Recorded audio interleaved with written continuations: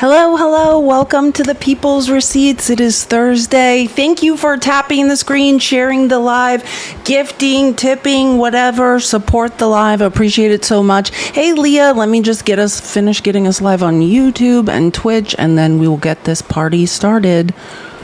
This violation, never-ending violation of free speech due to MAGA's being dumb. Party started. Like, imagine giving away your own constitutional rights because you're so emotional and so dumb that you can't see the forest for the trees.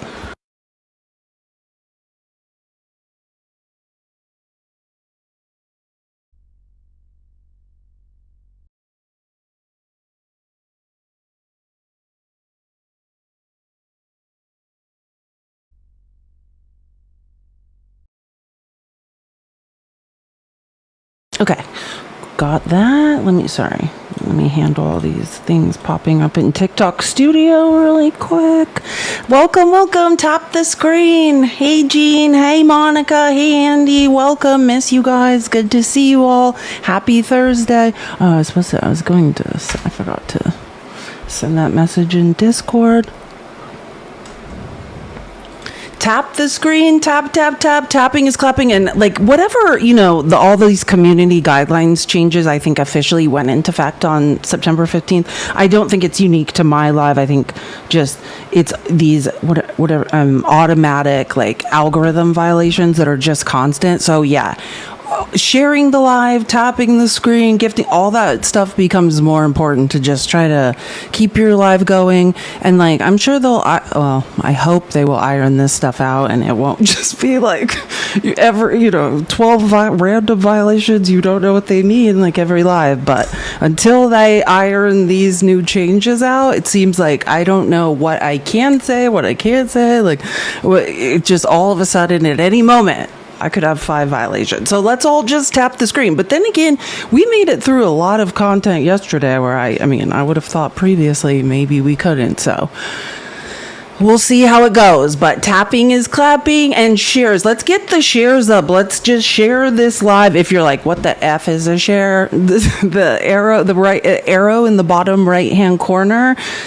Click on that. Share the live with friends. If you don't have people to share it with, just push the copy link button. That counts as a share. Share. Let's get more people in here because I'm going to talk about things I think everyone's going to expect me to talk about today. And then I alluded to yesterday, I actually think one of the most important things that was happening on Capitol Hill yesterday, I don't hear a lot of people talking about on TikTok. I think it's absolutely unbelievable what was being said by the confirmed former CDC director that RFK Jr. got rid of. And this is what I've realized, like, when RFK Jr. is under oath, it's like, not to say, of course, he's a pathological liar who's going to lie, but also, and he wasn't technically under oath, I just want to say, in those hearings I was clipping like 2 or 3 weeks ago. But it's like, even, you can't, he's a deranged, delusional, I could go into what Lawrence O'Donnell says about him, but like, I can't even listen when he's speaking. So it's like, I almost feel like yesterday, like, all of the corruption and clarity that these people that had resigned from the CDC, that I was trying to just hear, like, hey, what did this guy say to you? What was he doing? It's like we finally heard it yesterday. Oh, wait, hold on. Someone's requesting.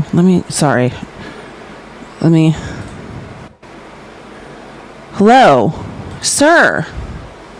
Did you want to talk or have some feelings wait, I can't even, you went away. Wait, where'd you go? Hold on, I'll help you request again. Oh, resume live to invite viewers to join guests. That's weird. Cutlass of Steel, I thought you were requesting and wanted to come up here and share some of your I'm assuming will be largely unintelligent thoughts on the First Amendment, and tell me why it's great that all of our First Amendment rights would be violated. You were in the request box. I saw you saying things in the chat. I tried to let you up. Oh, Sorry, I'm just reading what Sassy Girl saying. He asked if you were transitioning. Can I just, this is my favorite question. Yeah, I'm a Division I athlete. I'm a woman. If my intelligence, if you being an insecure, tiny male, I'm 5'9" and 3/4 barefoot. Most males I've dated in my life have been professional athletes, like the long-term ones. They seem to be very attracted to me. I don't know. My favorite thing is when insecure, tiny, dumb men are like, hey, I feel weird about you and like the power and the intelligence which you speak with. So the only thing I know to do is try to make you feel insecure. That does not make me feel insecure. But if I always talk about the patriarchy and the definition of men. I'm more of a man than any man in MAGA. Most women are. Aren't men supposed to be intelligent? I mean, I don't know. When you look at the patriarchy, I mean, all I know is I see a bunch of insecure, tiny D men on the internet trying to make women feel bad. Please. Ask anyone who knows how hot I am. If you've never had the pleasure of seeing me in real life, it's hilarious when men on the internet imply that I need to feel bad about myself. I would suggest worry about yourself. I'm doing just fine. But you're desperately flailing around trying to get people to pay attention to you. And where'd you go? I was gonna let you up to say whatever insecure, unintelligent thing you wanted to say to me. I was feeling it. Bless your heart, sir. It's adorable. It's adorable. And then these same MAGA men are in my DMs trying to be like, hey, please, I love you. Yeah, you all do. You all do. It's embarrassing. But again, I was going to give you a platform to scream your insecurities, but you ran away. Cowards. MAGA are just a bunch of insecure, creepy cowards. Super strange. Never stops getting weird. Okay, let's tap the screen. Tap the screen, share the live. I actually do feel like, because of the nature of a lot of things we're going to be discussing is around the First Amendment, I do want to say, if I even in part insulting or trying to make women feel insecure when you're just projecting your own deep-seated insecurity onto us, that's part of the First Amendment. Or, the First Amendment is about the government not silencing your speech. So, I mean, I don't know. I'm open to hearing why MAGA thinks giving away their own constitutional rights is a good idea. That would be the conversation if somebody has something intelligent to tell me. And I think the thinking part of MAGA, which is not the majority of the insecure small D men that lurk around on the internet trying to make women feel bad about themselves, that's not who I'm talking about. But most of MAGA is pretty furious. The ones who understand the law about what Trump is doing with the First Amendment. The ones, whose brains work. I know. That all they've ever learned is I feel insecure and small. I'm looking at someone who's making me feel insecure. I need to make her feel insecure. It's just, they're constantly just trying to punch down on people. Imagine if MAGA used their energy to punch up. They're just hey, I don't feel good about myself. I'm going to scroll the internet until I could try to belittle women.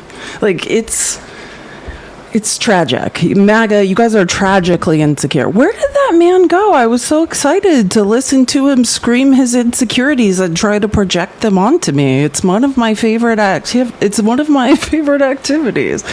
Okay, tap the screen. We are 18K. Let's get to 50K as fast as possible. What was I just going to say? How about we get a few subs today? Who would like to subscribe? Maybe I should change. Hold on. Sorry. The sub goals look different now. Okay. Let me see if I can figure this. Oh, and I didn't change the. Okay. Now I understand. Give me 2 seconds. I didn't change the live goal either. Hold on. Sorry. I had a lot going on this morning. It's raining in Phoenix, finally, though. Maybe my horrible sinus infection and the dust that is never-endingly spreading around this state will finally get better. Okay, there we go. We are good.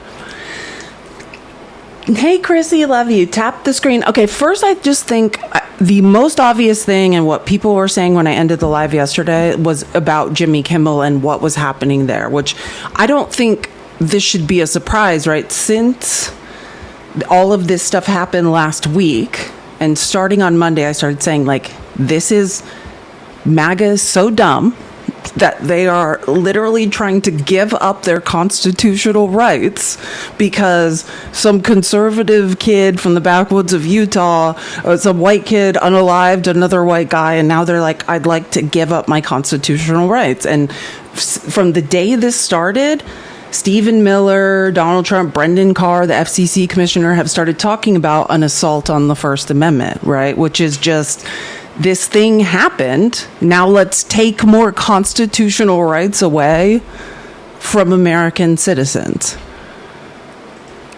So I want to just play this. Let me find this clip really quick. Give me 1 second. I want to play the clip, the alleged clip of why Jimmy Kimmel's show has been indefinitely paused or whatever by Sinclair Broadcasting. I want to just play the offensive words he apparently said because I find this hilarious. And none of this matters. I just want to be clear. The First Amendment rights, I don't care what you're yelling, right? And this is the horrible part about the First Amendment. And my background in the tech industry, speaks to that. My job is to prevent the government from limiting speech, even when speech is horrific, even when it's insecure, small d, conservative men just spreading hate and causing division. But if you are an opponent or a proponent, the opposite of opponent, a proponent of the First Amendment, it is your job to protect all speech, except for when it's directed hate speech that is harmful. That's a different conversation. But anyways, I just want to show, this is the alleged clip of why Jimmy Kimmel's show was paused. We hit some new lows over the weekend with the MAGA gang desperately trying to characterize this kid who murdered Charlie Kirk as anything other than one of them and doing everything they can to score political points from it. In between the finger pointing, there was grieving. On Friday, the White House flew the flags at half staff, which got some criticism. But on a human level, you can see how hard the president is taking this. My condolences on the loss of your friend Charlie Kirk. May I ask, sir, personally, how are you holding up over the last day and a half, sir? I think very good. And by the way, right there, you see all the trucks. They've just started construction of the new ballroom for the White House, which is something they've been trying to get, as you know, for about 150 years.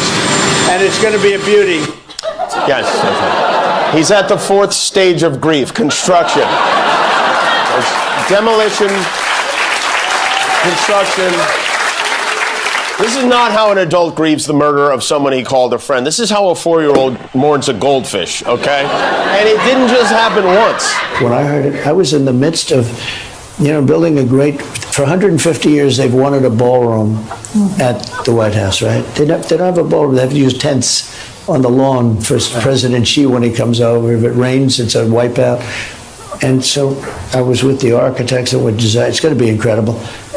And they came in, they said, Charlie Kirk is dead. I didn't know what they meant. I said, he was dead. Charlie Kirk was shot. And they thought he was dead because it was so horrific, And I said, dead. And then we installed the most beautiful chandelier. Sconces you wouldn't believe. We hit some new lows over the weekend with was apparently just quoting the president of the United States, watching how he apparently thought it was appropriate to mourn Charlie Kirk's death, is apparently enough to get your show canceled.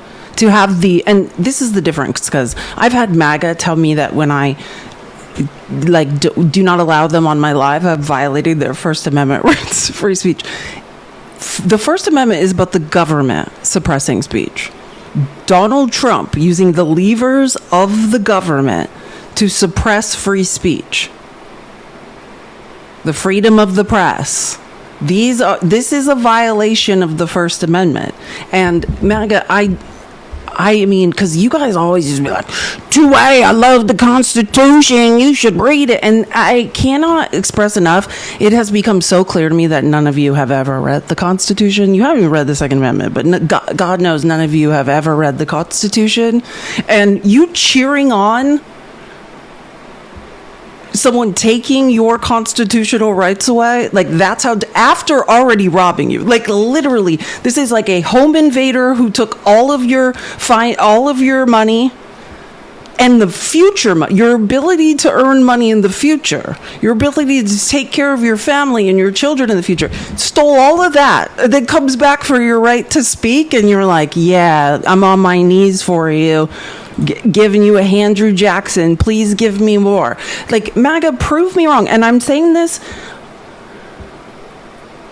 saying this genuinely. If someone wants to explain to me why they agree with what Donald Trump is doing, with what Brendan Carr, who's the commissioner of the FCC, is doing in the name of Donald Trump, like, someone explain to me how any of this is okay, how all of us, our constitutional rights being eroded is a good thing for you. And this is the thing. And I'll never, ever, ever get over this. Just listening to MAGA cry and whine, right? About free speech, about censorship, misunderstanding it, right? Being mad at private corporations that censored them, right? Social media corporations, trying to blame that on the internet, wasting millions, or trying to blame that on the federal government when Joe Biden was president. Then when we had to do all these congressional hearings, it came out the only person that was actually trying to suppress speech was Donald Trump again, when Chrissy Teigen called him a pussy ass bee. What? Can we hold on? I need to appeal. Hold on. What have I done to get a violation? I mean, other than I'm just talking. Sorry. I couldn't push the appeal button. Like, it just popped up and then went away. Give me 1 second, because I know I can appeal through my phone. Monitor live. I just need to make sure I can appeal, because it's like I was trying and then it just went away. Appeal. Okay. Sorry. Now I've really done nothing. Like, this is insane. I'm sitting here speaking. Oh, well, I mean, did I appeal? Hold on. I'm sorry. I cannot. It's like let me close this and try. Sorry, I'm just going to try on my other phone to appeal this really quick, because I'm not on my other phone. It's like the appeal button is like frozen. I'm not. Okay, I don't know. It's going to be a long time on TikTok if this is how all of this weird stuff is going to go from now on. Hold on. Let me see. Did I appeal it?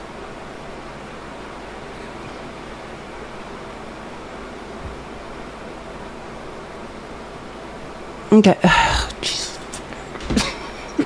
Sorry. I'm just so... It won't let me appeal the whatever violation I just got.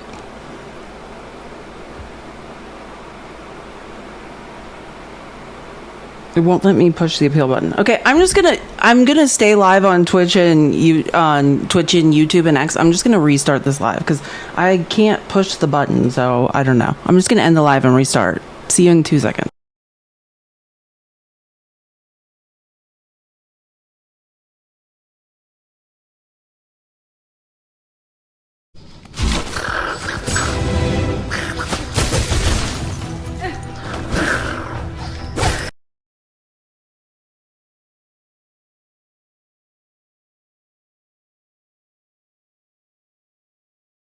I remember that price. So if you guys do not know, this one hand card plus our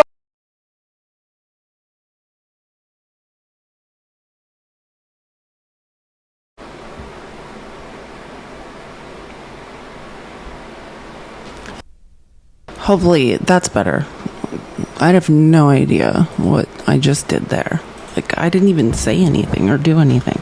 Anyways, monitor. Okay, sorry.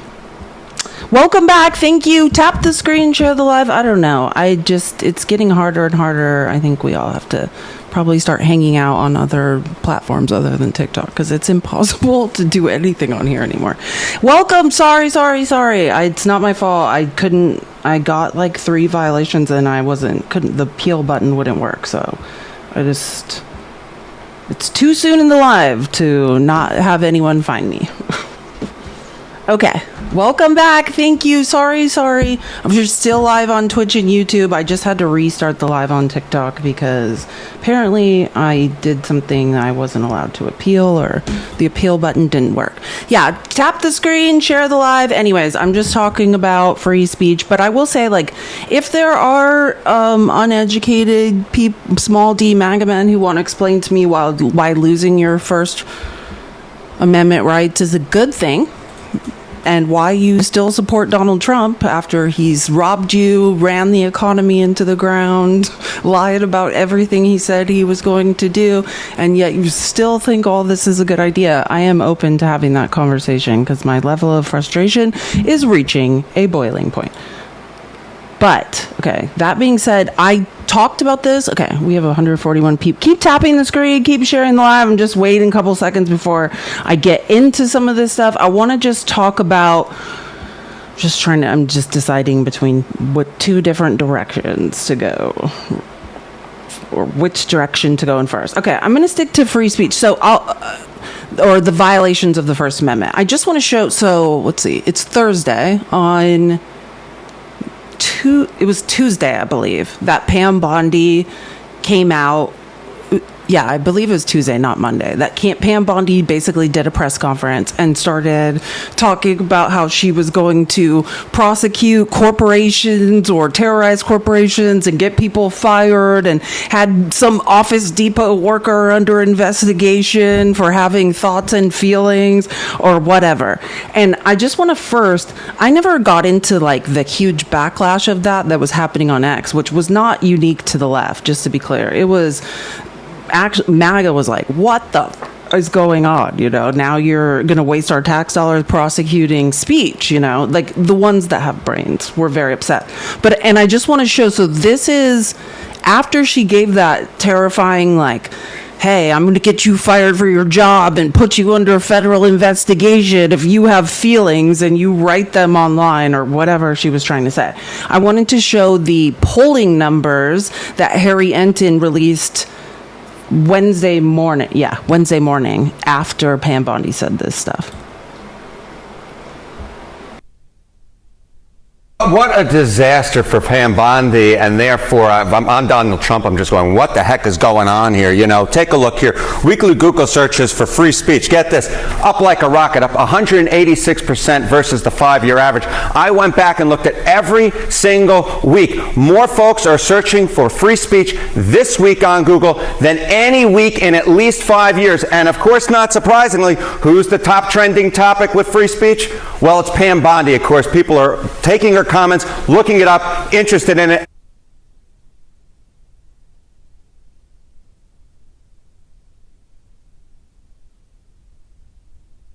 I'm sorry, I'm just reading someone with a racist name in the comments. I was going to invite them up, but figure you use CNN. Can I just, and I mean this, your name is Bushy Mulatto, which is by nature an unbelievably racist name, and then you have a cross in your picture, which I think is super strange, but I did invite you up here, so you're welcome to come up here and make a mathematical argument. But I just wanted to tell you quickly how dumb you are for what you just said, so that you don't go on other lives and embarrass yourself, right? Understand, these are secondary sources, right? This is a man using statistical analysis done by polling to talk about public opinion. This is not it's not up for debate. Like when you say something insecure and unintelligent, like, oh, CNN's just full of lies, that just means that your brain doesn't work, right? I don't care what secondary source of information you use. All press is secondary sources, right? And then you take this math and you cross-reference it, or you take what they are saying and you cross-reference it with primary sources, which would be court documents, data sets, and other ideas. So if you believe that entering a chat and saying, oh, of course you CNN, that's just what you should just say is like, hey, I'm an insecure idiot with a small d. I have no idea what I'm talking about. I can't read. I can't do math. I don't understand how to do accurate research. And I'm just distracting other people from learning. But yeah, and bald. Thank you, Tammy. Thank you, Tammy, coming in at the end. And probably my hairline is receding. But thank you for, again, giving another example of why it is a waste of time to deal with insecure MAGA men who have no idea what they're talking about. Like, what are you talking about? You guys think you're like, nailed it, said something that meant something. No, you guys are just idiots. Like, you are being robbed by conservatives. They have robbed you. They've taken your future, your children's future.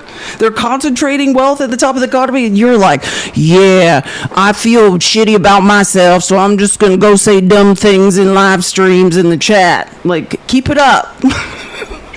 Nailing it. Nobody at all whose brain works thinks you look dumb. And as you saw from that Wall Street Journal editorial, they ain't liking it too much from the left to the right. This also raises the question of what people think of any cabinet secretary any cabinet member when they get in the headlines for all the wrong reasons. What are people thinking about Pam Bondi? Yeah, okay, so Pam Bondi was already underwater, and I wouldn't be surprised if she goes underwater more. Take a look here. The net popularity of Trump cabinet members. Look who has the lowest number on your screen right here that I could find. Look how far underwater Pam Bondi is at minus 19 points. Now, none of the folks on your screen here are in positive territory, but none of them are as far underwater as Pam Bondi at minus 19 points. Of course, RFK Jr. has been in the news recently too, but he's well above where Pam Bondi is. He's at minus 7 points. She is more than 10 points more underwater than RFK Jr. is. And of course, he's made a lot of controversial comments. She is, at least by the numbers that I'm looking at, the least liked member of Donald Trump's cabinet, and it ain't even close. And it gets to the difference here, gets to the focus on and the topics they've been, how the part that bothers me about this is, again, like, and I just want to note that, like, we can't even get insecure, tiny D, idiot MAGA men who can't read or do math to even get to this point to challenge them to think critically. Which, what would be my challenge here? It would be to say, hey, Pam Bondi, right? It used to be that the DOJ was not supposed to be part of Trump's cabinet, that the DOJ, that the FBI were independent, right? That the president of the United States should not be weaponizing the Justice Department to attack his enemies. But the opposite has happened. I would just say, I love how CNN, here's my criticism of CNN. Yeah, keep blaming Pam Bondi for doing exactly what Donald Trump has told her she is allowed to do at every moment. Like, they're too scared to say Pam Bondi has no real power. No one does. These are all just unqualified, and I mean on paper and in reality, unqualified, spineless cucks that literally have the only requirement to be hired by Trump was be dumber and more spineless than he is.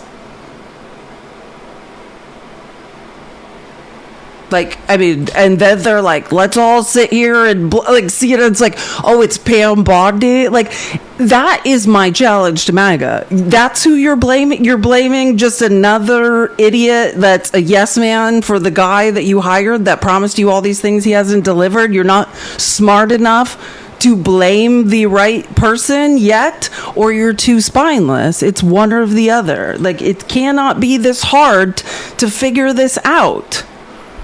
topics they've been taking on. What is it for Bondi? Yeah, okay. I mean, what is Pam Bondi probably most associated with before, of course, this whole free speech controversy? Well, of course, it was the Epstein files, which is something that nobody, for the most part, likes how the Trump administration has been handling them. Of course, she's been a key leadership role in this. I mean, look at this. Approval of the Trump administration on the Epstein files. It's just 19%. 19% of all adults, 67% disapprove. Among Democrats, it's 2%. Independents, 12%. And even among Republicans, you can't even get to 50% approval. And of course, this just goes all the way back. You're building a case step by step by step. Who is the biggest pain in the rear end in the Donald Trump administration for him? Who is he having to answer for? Oftentimes it's for Pam Bondi, the free speech situation. I find that so, this is my criticism of CNN. What are you talking about, Harry Ann? Which I think, and I just want to be clear, CNN knows this is absurd. Pam Bondi cannot do shit. Pam Bondi promised everyone the Epstein files because when Donald Trump was running for president, he was lying, pathologically lying, and told her to promise them. And when he could no longer promise them because he's all up in them and corrupt, all up in it, then he's like, never mind. And she's now under the wheels of the bus, which it's fascinating to MAGA men are like, yeah, that's a woman with a tiny brain. No, it's your brains are tiny. It's you. You're dumb. You're dumb. You cannot identify who's harming you. Who's harming the average American citizen's financial future, economic future. I mean, it's you. You're the dumb one. But I mean, don't get me wrong. I could go off on Pam Bondi. Pam Bondi is the swamp. She is a lobbyist, not just for, this most disgusting of all disgusting lobbying causes in the United States. She's also a lobbyist for literal Middle Eastern countries, and Pam Bondi is the swamp. But what I'm trying to say is Pam Bondi does nothing. Her only job is to do what Trump tells her to do.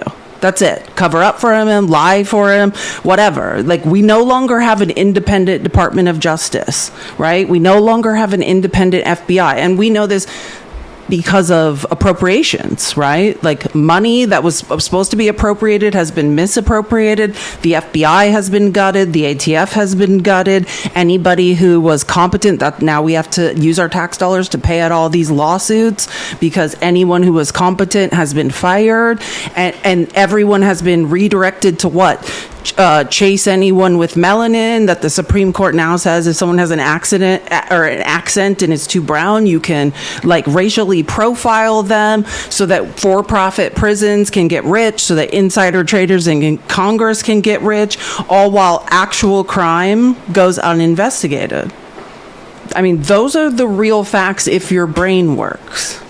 But again, I am an insecure MAGA-man. If you would like to explain to me how any of this makes sense. And I'm not saying yell something and run away. If you have a thought in your head of why you can still support how any of this is states' rights, brother, or I'm for smoke, we're draining the swamp, or if you have any information that somehow I'm missing of how Trump has not betrayed you in every single shape, form, and fashion, I am open to hearing what that line of logic would be.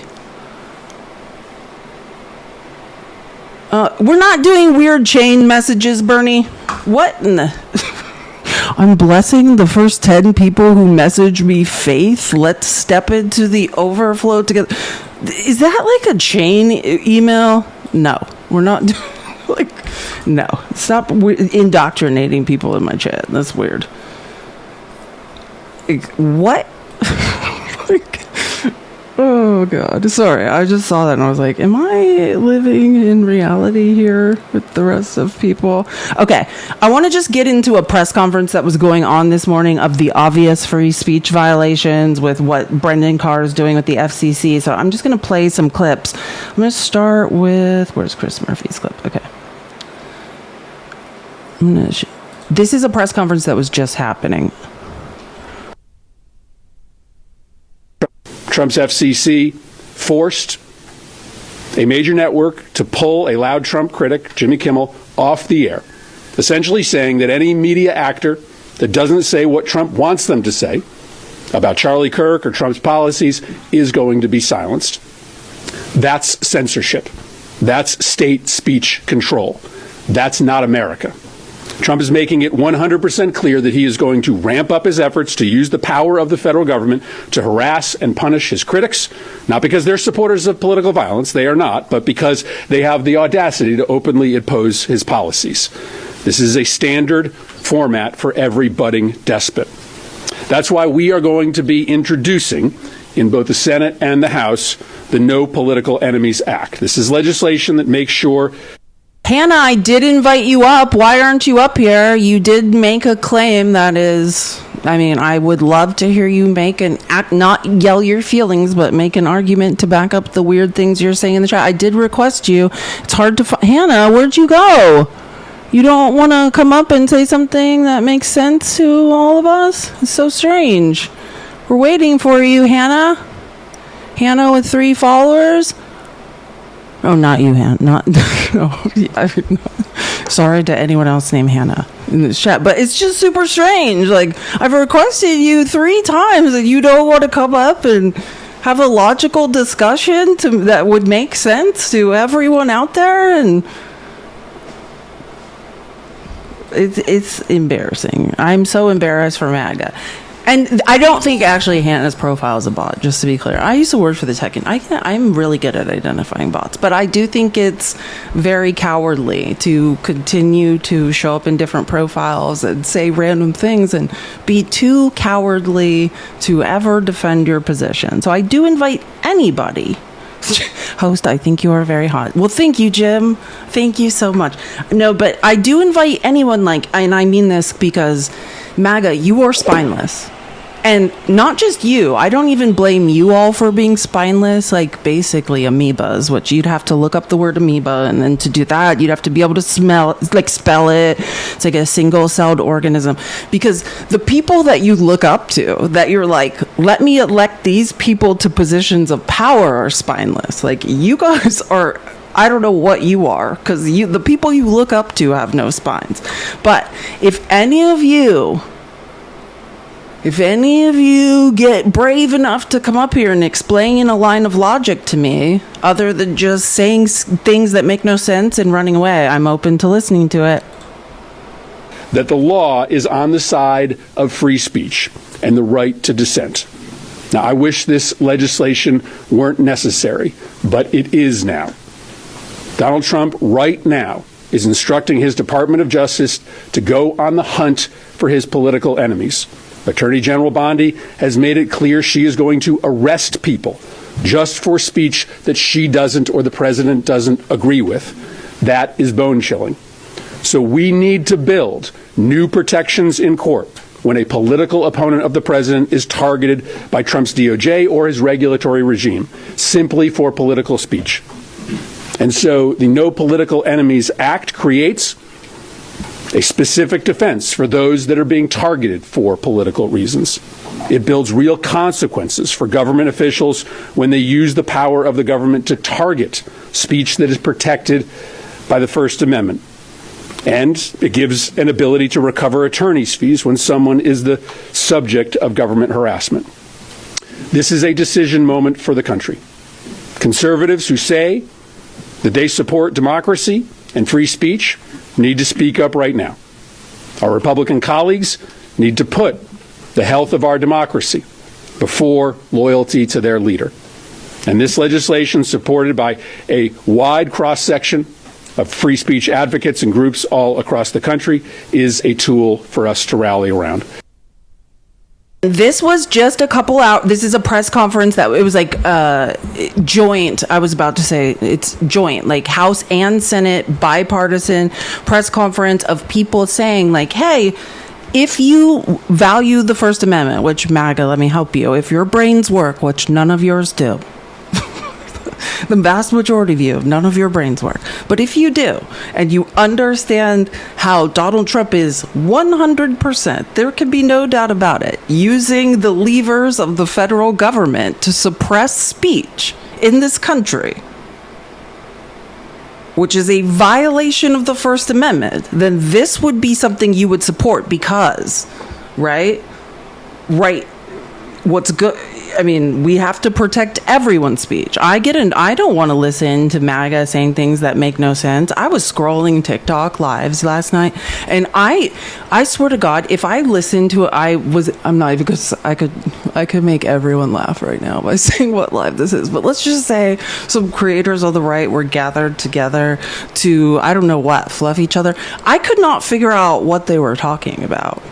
Like, that's how little sense, that's like how little logic is involved in MAGA's discussions. It's just constant whining and like fluffing and just be like, yeah, that's right. It's like, I literally was like, I asked like Cootery, Chrissy, Joanna, I was like, I set them alive. I'm like, can anybody understand what these people are talking about other than just unbelievable amounts of whining and aggressive fluffing each other? Like, none of you guys are saying anything. But I'm just curious, do any MAGA people think it's important to protect the First Amendment? Which I did listen to several lives last night where people were mistaking the First Amendment for the Fifth. Like, I think Brett Cross was like debating last night, and he was trying to ask this guy about the First Amendment, and the guy starts talking about like search and seizure of paper, and I was like, I have to give up. Like, I can't. I forgot how, like, once it gets past a certain time on TikTok, like, people get unbelievable. Oh wait. Are you opposition, Jim? Here, I can try. Hold on, sorry. I'm in TikTok studio. I can do this. I can push a button. Here. Someone asked to come up, so I'm just in the chat. I don't know what's going on, but wait. I thought I tried, Jim. Hold on. Wait. I think I asked you to come up, Jim. Am I not allowed to have guests on my live? What is going on? It feels like when I try... Where did he go? Let me just try again from my own. This is strange. I feel like let me just try something else randomly.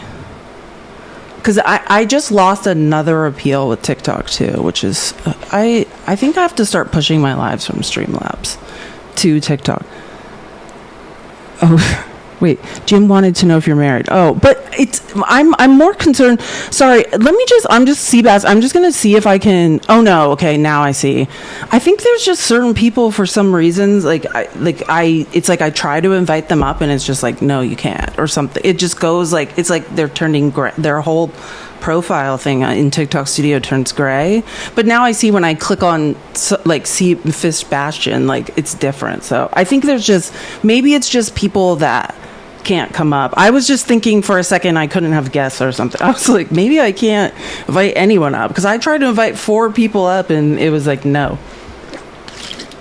But anyway, so I just want to point out, due to Trump trying to take everyone's free speech away because MAGA's too dumb excuse me, I just want to say, I think it's emotions too, right? Like, this is where MAGA is constantly wrong. And this is what happens when logic, reason, facts are not on your side, right? They're constantly operating on, I feel like something's happening. I feel like I'm being discriminated against.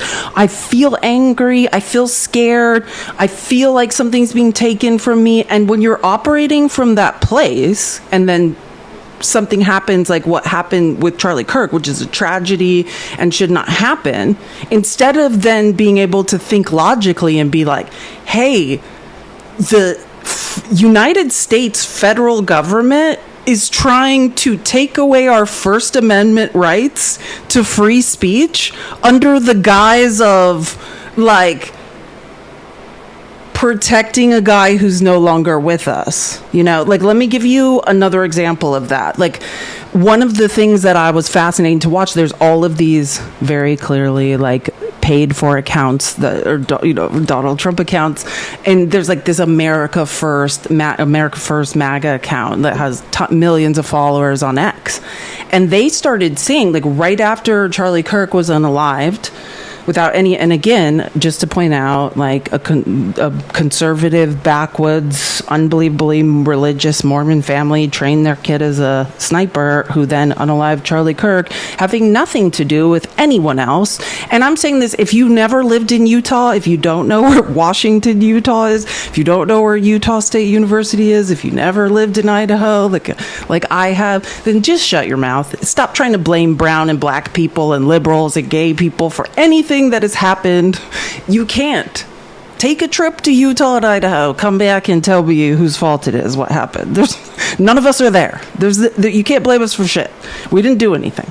But sorry, but I digress. But anyways, this America First account starts saying, hey, we are putting together one of the largest defamation suits of all time. And they start naming corporations. You know, they're naming, I can't even remember. It was like, and it was kind of random because some of these corporations, I was like, I thought these were like right-leaning corporations. And they start naming different Fortune 500 corporations who apparently, I think the point was that they're saying, there are employees of these corporations saying things we don't like, and we have the financial backing.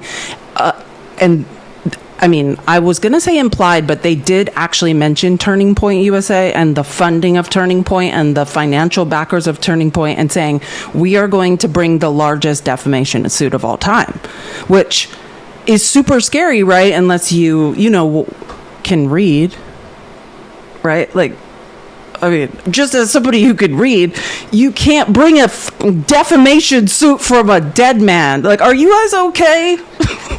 Do you understand what a defamation suit is? You're saying my ability to earn money is being impaired because my reputation has being irreparably damaged. Like, the estate of somebody cannot bring a defamation suit posthumously.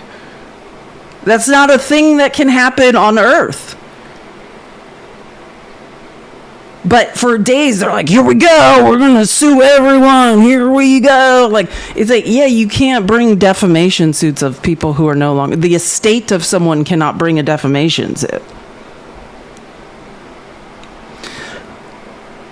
Blessings, let's have a. Do you want to have, and I mean this, like, I'll take some deep breaths and Blessings Ranch. Do you, and I mean this, do you want to have a civil conversation and just you tell me how you think? I'll invite you up. You can share your feelings. I'm open to having like a civil discourse about this. Would love you. He was not. Wait, hold on. I don't know. I don't know. I'm request. I sent you. Okay, see, I can't have that invite sent, so I guess I can't have guests. That's good to know. I did send Blessings Ranch. I see what you're saying. If you want to just tell us, just say, like, I see you're saying some feelings and how you feel, your perspective. If instead of me, like, reading your comments, if you want to say them aloud and just say, hey, like, here's my perspective, I would like to have, like, a open dialogue. I'm not, like, it's hard to tell who's just trying to say horrific, weird shit, like yell weird rhetoric, or wants to have like an honest conversation. Can't now, sorry. Okay. See, he seems like a normal human who's speaking back. Okay, because I see there are some dissenters. I am open to an open dialogue. Like, I would like to have one. Blessings Ranch can't, so we don't need to like pressure him. He's saying he's working, he can't share his feelings, even though he seems like the sanest person. Is there another person who just wants to say, like, hey, here's my perspective on, just whatever it is. It could be about Charlie Kirk, but more importantly now, like, how what has happened has morphed into, like, our first, like, Americans' First Amendment rights being violated, and how you think or feel about that. If you're like, hey, I'm totally on board with losing my First Amendment right, whatever. I just want to hear, like, a perspective outside of the echo chamber. Wait, someone said Hannah's back. No, that could be a different Hannah. There's more Hannahs that. Just saying, like, there's people named Hannah that are not annoying. So I just want to make sure. Oh, I'll get into that, JS. Actually, we can do that now too. Maybe it's the same hand, not the nice Hannah, the other hand. No, well, I'm saying there are women named Hannah that are not, like, obnoxious. So I'm just saying, I'm just suggesting let's not torture a random person. Yes, not that Hannah with the smiley face. That's all I'm saying is, like, let's not accidentally harass the wrong Hannah or something. That's all I was trying to say. But let's do that, because who said that? JS said, let me read this, and then let's just go into this, because maybe it will help get someone comfortable to, like, just share some forensic evidence doesn't match. I talked about this at the end of the live yesterday. Let me just now that I think I lost like 2 appeals. We need to tap the screen, share the live. I don't think this live will be pushed out because, I mean, I don't know what's going on in TikTok Studio. But the reason I do my lives here is so I can let people up if I want, but I might have to just start pushing it from Streamlabs or OBS because it's hard to exist in TikTok Studio and not just constantly be in trouble. But let's talk about that. I showed a couple clips and I have more. I did more on that. I've talked about, and Candace Owens, F her, a lot of her viewpoints I do not appreciate, I don't like. I can factually, hey, my opinions tend to be data-driven and fact-based, and people who veer off of that, I disagree with. But occasionally, Candace Owens does say some things that are factually correct. So let me just show you, and I showed one clip yesterday and an example that I was like, this is some egregious shit. But I gathered together more clips of not just Candace Owens reporting, but people sort of piggybacking off that reporting. So I do want to show, I think MAGA's baseline is, I don't believe anything anyone says. But I think every piece of information, and I'm not necessarily, I want to be clear, I think Kash Patel was reporting fake shit, whilst out with Mel Gibson or something. Whatever he was doing, I think that's unique. I think Kash Patel is having some issues and we need to get someone to run the FBI who's lucid. But I do also think that might be separate. And I'm just going to start by playing the clip I played at the end of the live yesterday when I was saying, hey, there's a lot of things that make no sense. Here, this is what I started with. And I'm just saying, and the reason I'm playing this, just to preface it for everyone who's here, and again, if you're MAGA and you want to have opinions or tell me, I'm mostly interested in hearing about the erosion of free speech and Trump using what has happened to Charlie Kirk to try to take our First Amendment rights away. But I'm also open to just whoever has thoughts and feelings. I'm trying to be reasonable. But so I talked about this. The day that all of this happened, within 54 minutes, I showed my own text message. I was on a plane, and I text our mod group chat, and I was like, "This is a 19 to 30-year-old white male, military or hunting background, And I was like, it's very clear who this is. And immediately, all of these things started coming out in major publications like the Washington Post, the New York Times. I was on Friday night, I did a live, and I was showing the screenshots from these publications of them implying that this, the dad of Tyler Robinson was what they said was that he was a local sheriff or involved in local law enforcement, and that he was diehard MAGA. He was all of these weird ad homs that I'm like, how would we even know that? He was a great dad, that his son had come to him and confessed, and they had brought a pastor, and that they were related to someone in the U.S. Marshals, and that they had contacted this their friend or relative in the U.S. Marshals, and that's how that they had collected Tyler Robinson. And I've told everyone I have a large background in marketing and advertising, particularly in the tech industry and PR, and I was just like, none of that can possibly be, none of that makes any sense. Now, the person that has probably poked holes the most in this has been Candace Owens. So I have 5 or 6 clips, and we can all just decide what we think about this crap. Candace Owens was dropping bombs tonight on her most recent episode, Why Are They Lying About Charlie Kirk, revealing that Bill Ackman, one of Charlie's biggest donors, gave the FBI $1 million for a reward to whoever identified the shooter. And now that money is going to the alleged shooter's dad.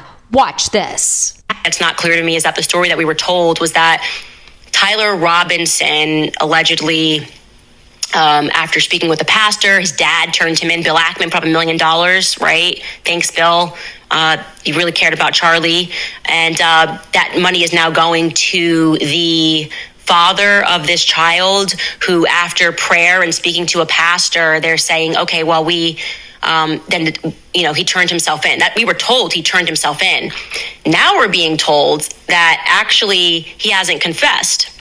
So I'm just wondering, how do you turn yourself in without confessing? Because if I say my kid did it, that's enough for an arrest? Mike Robinson was being called the father of justice, and we were told that he was involved in law enforcement. But now we know that's actually not true at all. In fact, Matt Robinson operates a had screenshots of the New York Times and the Washington Post. And I'm not saying this was necessarily fed by the U.S. government. Like, maybe it's Bill Ackman, I don't know, who was negotiating this weird deal for $1 million. But whoever was feeding this information to the press, which they were apparently, it was credible enough that they printed it. All of this is a lie. He's not part of local law enforcement. The dad. He's not some sheriff. He's not related to someone in the marshal. Like, none of this is true. All of that initial information that came out for 48 hours is apparently not true. family-owned construction company. The Washington County Sheriff's Office even had to issue a statement to clarify, saying Deputy Matt Robinson is not connected or related to the individual apprehended last night. But of course, the media wanted you to think that he was. Now, Candace Owens made many other claims about Bill Ackman on this episode, and he has taken to Twitter to vehemently deny all of them. But he hasn't denied this. I mean, it's totally normal, right? For just a good dad to turn in his son and then get $1 million. As always, I want to hear what you think. Anyway, so and this clip, it's not necessarily, all I'm saying is it turns out whatever was fed to the media, and we know everything Kash Patel said was not true. I'm going to show you another video in a second that will debunk the rest of what the FBI, if you watched the governor of Utah speaking at these press conferences, it's like press conferences that people would say, like, who told you this? And he would just say, well, I heard from someone else, right? And I'm pretty sure that basically we know now that every single thing that they had heard, tried to put out is not true. Or can't be authenticated at this point, which is the problem with all of this. Like, we have to wait for more information to come out, but hold on, let me show you more. Anyways, that's what I showed you yesterday, because I'm just saying this. Why would they, who released information that his dad was a local MAGA sheriff and a great dad, and you're telling me he's actually a guy has a construction company that's trying to collect $1 million from Bill Ackman? Like, if he gets that $1 million, I think you trained your kid in the backwoods of Utah to be a sniper who unalived someone, and you are going to profit off of that to the tune of $1 million. And as someone who who used to work in PR and advertising, and then somebody, I don't know who, created this entire PR narrative that now turns out to be a lie, that in order to try to make that be like, they're like, oh, he's the dad, he's a saint, like, he's a good guy doing the right thing for his kid, and this is just some guy who is trying to get $1 million. I think that's pretty fascinating. Now, I alluded yesterday at the end, and I was like, I'll show you some more of this stuff tomorrow if you guys want to see it. And again, F Candace Owens, I could debunk 99% of the shit she's saying, except for this stuff that, I've looked into, right? Like, the timeline that was released by Spencer Cox, the governor of Utah, the local police, and the FBI, it all conflicts with actual time-stamped videos that were of people who were there. And I alluded to some of that. Like, okay, you're saying he assembled the gun and then the screwdriver was left on the roof, but then you found the gun assembled, like, in the woods. Like, none of this makes sense. So this is just a taste, and this is kind of the problem. Once the court documents come out, that's when we'll have to know what is true or not. But by all accounts, Tyler Robinson has lawyered up and has never said a word about any of this. Okay, and for those of you that are listening to this on audio, you are going to see someone who appears to be limping. Okay, so maybe he changed his outfit at some point, and now he's limping. And the idea that we're seeing floated is that he's limping because he's holding the gun in his pants. Okay. That's kind of what's been floated. Okay. That does not particularly come from the feds. I don't believe so, but he's limping now and he's got on a different outfit. Okay. 11:52 a.m. And we were actually going to check this, by the way, but I think that we had the FBI say that was when he arrived on campus. Maybe that's not accurate. But so let me just skip off of that, because Skylar, we should actually look to research. I looked and there was a report of that. Now, I'm not saying it came from the FBI, but that's what people were reporting in secondary sources, which is the press. And they were saying that had come from law enforcement. And I think it's correct for her to say, like, hey, I don't know where that came from. But there were press sources saying that that's when they had been informed by law enforcement that he came to the campus. But at 12:23 p.m. is when Charlie Kirk is shot. Okay. And 12:23 p.m. is when in that same minute is when we have footage that shows us that as the crowd ducks, and it's blurry, the shooter runs across the rooftop. I'm going to tell you why that's significant. So 12:23, Charlie Kirk is shot, and we are going to have an angle of that and the image of the person in black, rather, that is running across the rooftop. Take a look at this. They're down, clearly. And right away, look at that, okay? And we have the footage. It's probably not, I can try to make it a little bit larger and let you see, but it literally is the person running across, somebody is running across the rooftop in that. Here, let me see if I can zoom in and then you can see it a little better. The rooftop. Take a look at this. They're down, clearly. And right away, look at that. See that? And if you see this enlarged and slow down, someone is sprinting across the roof. And we have the footage shows us, there's another actually clip that I was looking for, Skylar, there, that it actually shows him running across the rooftop. You guys may have seen it. The reason why that footage is problematic, as you start to see them ducking and then you see the shooter immediately start moving across the rooftop, is that their narrative is that he disassembled the gun and then started running. So that's a bit confusing to us of how he was able to do that so quickly. An unbelievable amount of hunters, guns, people that reached out to me and said, that just didn't happen. They have exactly as Michael said, that did not happen. There is no way that happened. That cannot be accurate. Then, and this is obviously the craziest part of everything, we have Decoy Boy. They don't know, right? Like they're saying, like, hey, this happened, everyone ducks. That's what's happening in that video. And then you can see someone darting across a rooftop. And you can find this on your own. I mean, trust me, this is happening and it is real. After the fact, someone's running across the rooftop. But the story is, but he disassembled the weapon in 2 seconds? And then he's running across the rooftop seconds later. And then they're saying, we found the weapon wrapped in pieces in a towel in the woods. But then when you see the picture, it's in one piece. And I'm not a conspiracy theorist and I don't care. What I'm telling you, the only point I'm trying to make is that Donald Trump defunded the FBI. He gutted the ATF. We have lawsuits that our tax dollars are going to have to pay for. Anybody credible that could do their job, literally, the SAC, the special agent in charge who had decades of anti-terrorism experience, who was running the Salt Lake City office, was fired 2 weeks before, who's also now part of a lawsuit. And all I'm pointing out is every bit of information that has ever been released about this timeline or the way that this happened is easily disprovable with footage that random people had from the event. That's all.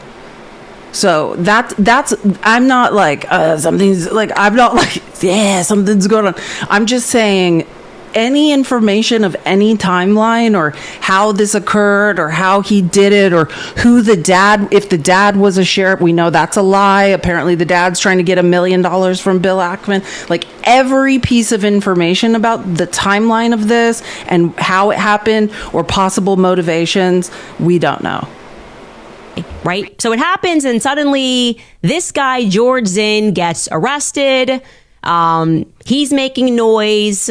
He's signaling that he's somehow shot the guy. And at 12:52, it gets announced that the suspect is in custody. So nobody needs to look around anymore because this suspect is in custody. But actually, I guess George Zinn just does that.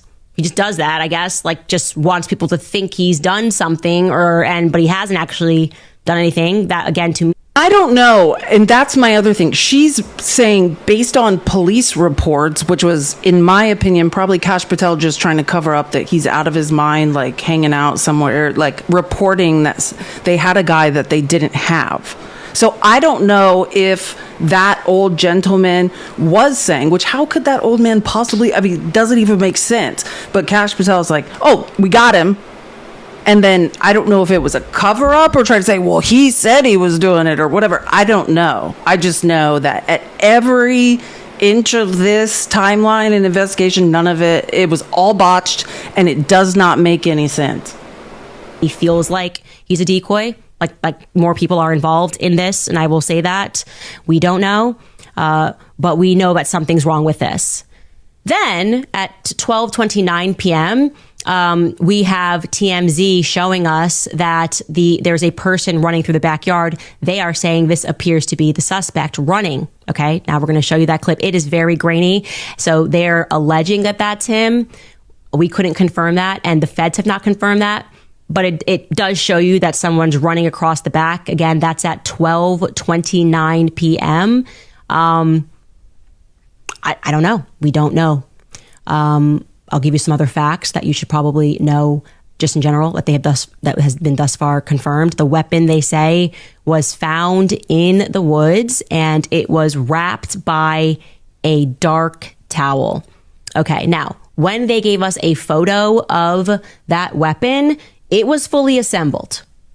So this is kind of what Michael Savage is saying. He's saying, okay, so then they reassembled it, or maybe the feds did. Maybe they're going to clarify that they reassembled it for a photograph, but we are told that it was found wrapped in a dark towel. Then we have been told that a screwdriver was found on the roof. So they're sticking to this implication that he perhaps undid this gun while he was on the rooftop, and he, wanted to make sure he unscrewed it with the screwdriver, left the screwdriver behind, but took the gun, but then left the gun in the woods.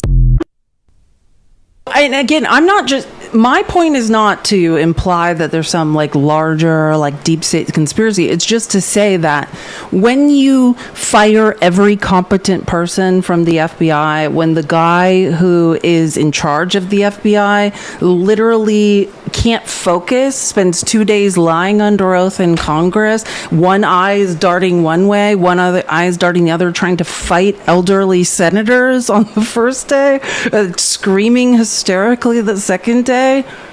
This is the type, when the special agent in charge of the Salt Lake FBI, whose expertise is specifically anti-terrorism, domestic terrorism, is let go weeks before this is what happens. And I'm only pointing this out because I'm trying to call attention to when that happened with the last kid who was raised in a conservative family in the backwoods of Pennsylvania, who tried to unalive Trump in Butler. Right? What happened immediately after that? Remember, Christopher Wray was called to Congress and they're like, this is a security breach. How could this happen? And that's what we need to look at. If you're looking at how can we prevent these things from happening, there's two things. Number one is Trump has defunded all law enforcement in this country. Right? And the competent people in law enforcement, we know, have been refocused on stalking brown people who have committed, by and large, no crimes. So we are not safe on any level at all. And then to the larger issue, which I always speak about, and I encourage everyone to just understand. At any point, MAGA, and I can play I can read all Charlie Kirk quotes every time. Like, I am a former teacher, a former elementary school teacher. I taught at a K-8 school a couple weeks ago when those children were in that chapel in Minnesota and were pew-pewed through the windows. Like, that was like one of the most, like, that messed me up. Like, truly. And your answer to that was thoughts and prayers in the protection of the Second Amendment. This is what happens. We're going to lose some lives. Charlie Kirk has been quoted as saying exactly that. In the protection of the Second Amendment, we're going to lose some lives. So, if you are actually looking for a solution, not to whine, not to complain, not to yell your weird feelings about people, but to say, hey, we have a problem in this country. Every problem that exists inside of America exists in other countries, right? We have mental health problems. We have far right extremism. Every single problem happening here. We have SSRIs. We have all sorts of the same problems exist at either equal or higher rates. The only difference is access to weapons. And I made the mistake of scrolling lives yesterday and listening to I'm sorry, MAGA, but your brains don't work. That's the only variable that is different. You can be like, no, it's different. Everything's different. It's not. Everything is constant except for access to pew-pews. That's it.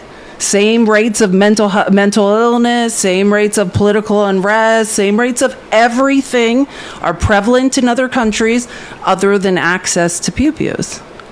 So if you wanted this to stop, that's a conversation you have to look at. It's not about doing away with the Second Amendment. It's about regulation, right? It's about what do we need to do to make sure these things that don't happen. But as long as you won't have that conversation, then I would just suggest that you take Charlie Kirk's words as canon, right? Like, hey, there's going to be some deaths in defense of 2A, and we just need to accept it and move on.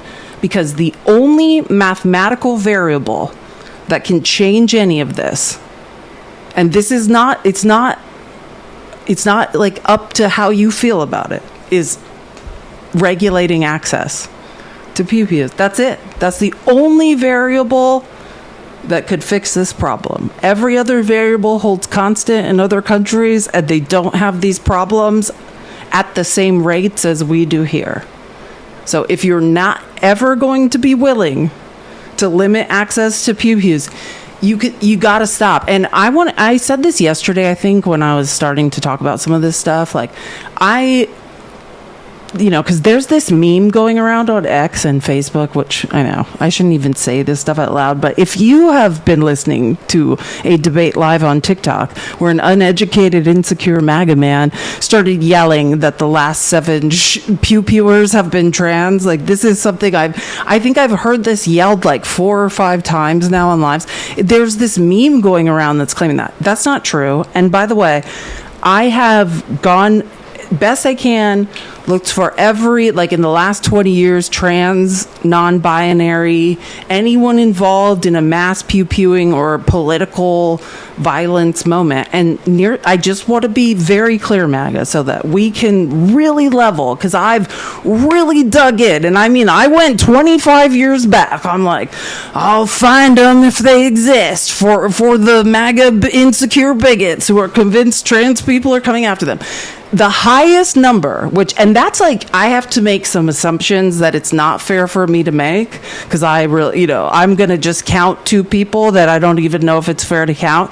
1.8% of all political violence and mass pew-pewings you could ever attribute to somebody nearest I can tell that has any affiliation with the LGBTQIA. 1.8. And who do you think, now that's not even 2%. So who would you think, MAGA, if your brains could work, would be the rest of the people who had done all of this, who do you think those people would be? So, and I'm only trying to help you so you don't have to publicly embarrass yourselves anymore. What you try to convince yourself or yell wildly, this has something to do with the LGBTQIA, it only has to do with insecure conservative white males. 90+% are always insecure conservative white males deciding to unalive a bunch of people. And I'm not saying I can have a larger conversation about who I think those children are and why, and their disenfranchisement in the economy, and how your own inability as parents to recognize they have no financial future because you continue voting for people who are robbing you. I could get into a larger conversation about why your children may be hopeless and want to go out in a blaze of glory. But I want to be clear, and I see people saying like, no, it's less. Listen, I'm telling you the highest, and I just said I'm adding 2 people on that. I'm just saying it because I'm just trying. It's not more than 1%. Like, there's no way. And I have to listen to insecure, unintelligent MAGA men who cannot read or do math trying to tell me that all of these problems somehow have to do with people that have nothing to do with it. I'm not even going to get into who I heard say this because I could say it, but when I was scrolling through MAGA Lives yesterday, I heard someone say that the trans community is the most privileged community in America. Privileged in what? In being the highest rates of victimization, the highest victims of violence. Like, who? I mean, are you okay? Are you doing okay? Or are you well? Like, it's everything if you're looking for who should be most terrified, who's most likely to fall victim to violence, it is the trans community, right? And then we could get into intersectionality, right? It's trans women, black trans women, right? Like, that's how intersectionality works. Every degree you are from the seat of straight, white, male, able-bodied, Anglo-Saxon Protestant, you are disenfranchised and discriminated against from that power structure, right? That's what intersectionality is. But you have to stop making up a reality that doesn't exist. Like, you just have to, or just say it like, hey, I'm not here for solutions, right? Even though we have data, I could show you studies of when we regulate pew-pews, how these actions decrease, how mass pew-pewings decrease. You're not here for solutions. You're just here to make wild claims and scream your feelings of insecurity. Like, that's what you just have to admit. The only solution is to regulate pew-pews and access to them. If you're not looking to do that, and you're going to train your children as snipers, this will keep happening. You will continue to blame people on the left for a problem we have absolutely nothing to do with, and the problem will exacerbate. Which is what happens, right, in fascism. It's just, you're just trying to other people and blame them for something they have nothing to do with. And that's what I'm always trying to say when I'm like, hey, can somebody have an honest conversation about any of this? Not your, like, and just accept, like, hey, you're not looking for a solution to this, MAGA. You just want to be a victim of something that's not mathematically happening, right? You feel like you're a victim. You feel like you're being persecuted. It's not factually or statistically happening. You just feel like it.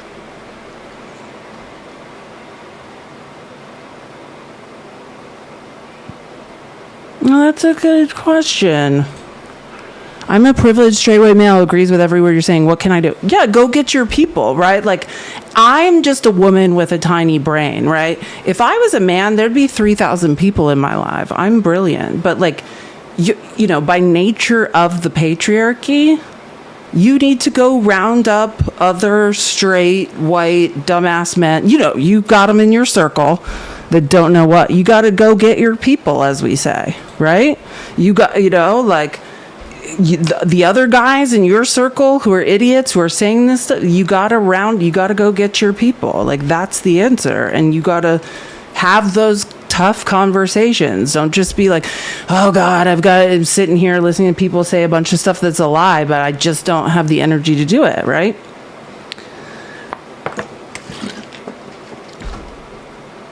Sorry. See, Fax just joined us. Sorry, I was just looking. I thought you meant Facts Still Matter, Seabass. I was like, what?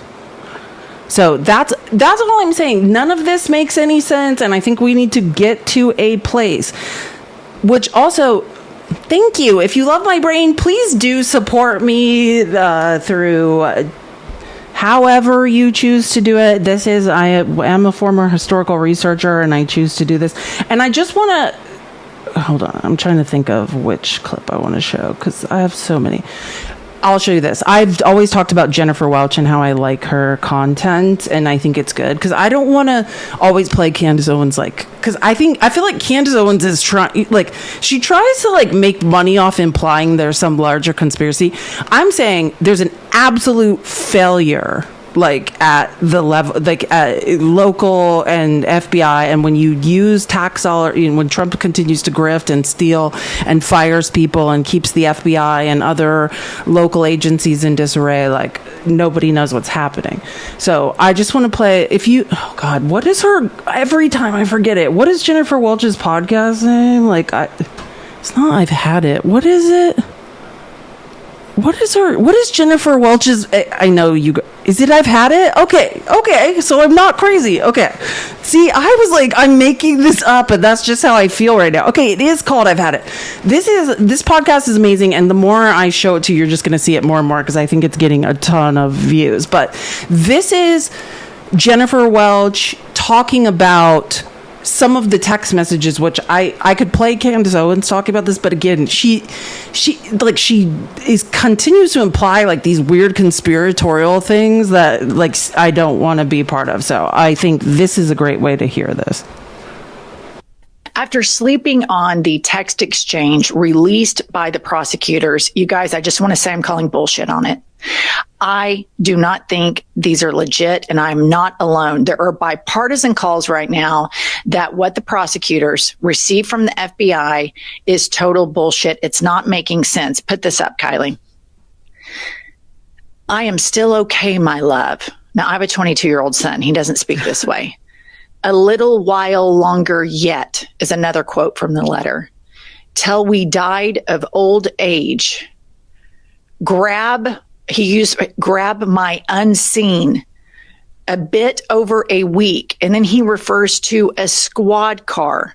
He uses the phrase circle back. He refers to his car as a vehicle. This is just, there's something incredibly fishy about this. I do not trust Kash Patel's FBI. He's a conspiracy theorist. Dan Bongino is a conspiracy theorist. They had podcasts where they trash talked the FBI for 4 years, which was their audition to get this job. Their number one thing is that they are Trump loyalists. I'm just not buying that this kid texted, ever since the election, my dad's been hardcore MAGA. If he and this roommate were in a romantic relationship, why do you have to say that? That would be assumed. Why are you giving all these details about changing clothes? I'm just telling you guys, it stinks to high heaven. I'm not buying it. I don't try. Very strange. And again, I just want to be clear. I'm not a conspiracy theorist. What I am trying to say is whatever is going on, let's say these messages were real, it still contradicts every bit of information the FBI released originally, right? We now have 3 to 4 sets of facts and timelines that have been released by local people or implied. Go back and watch Spencer Cox, the governor of Utah, being like, well, I heard, and they're like, Dana Bowser's like, who did you hear from? He's like, people, someone said, nobody knows, right? That's all I'm trying to say. thank you. And that was my point, Billy Ray Dipchit, always quite with me. When we hire people, and Jasmine Crockett was absolutely right when she lit up Kash Patel and said, you are the least qualified FBI director in the history of FBI directors. That's what we're working towards, is there's not going to be justice. Because we've just got a bunch of weirdos who are too busy being at dinner with Mel Gibson, and wasting our tax dollars on private jets to do any real work, right? Anybody who was competent has been gutted, and now our tax dollars, we are going to have to pay them out millions of dollars for wrongful termination, right? The only people allowed to stay are unqualified idiots who will agree to do only what Donald Trump says. These are our tax dollars. These are hundreds of billions of dollars that are just being wasted. This is a shit show. This is a shit show. Thank you, Laurie. I will. And all I'm saying is, and that's the point, and this is how if you want due process to work in this country, I'm glad that kid has not said shit. Because what we know is, so far, 4 sets of facts have been released, or at least 3.5 that I can count at this point, none of which have been, I don't know if it's Bill Ackman, whoever put all of the fake facts out about the family and how they caught the guy. Every word of this from the start has been a lie. And so if we want justice, I don't think anybody should be able from 200 yards away to take a shot at someone and get away with it. But when instead of actual justice, we just have some, weird grifters running the federal government who are just suckling off the teat of our tax dollars, have no interest in justice, law and order, the general welfare of the American people, and are just dicking around. And they're just like, hey, we'll just pin this on them in the end. Maybe no one will have this pinned on them in the end. Yeah, you would think MAGA would want actual justice. I agree with that too. That's why I find all of this very, very fucking strange, watching them act like any of this is normal. And then the other part of this, and I just want to say this, is because I've heard people on lives discussing this. If you don't know, Bill Ackman is this unbelievable AIPAC proponent, right? He used to be a leftist. He's a billionaire tech bro who's 100% the new representative for AIPAC. He met with, and Candace Owens has showed screenshots of this, right? That here, let me play a clip. I have a clip of someone, and I've seen the Candace Owens screenshots supporting this.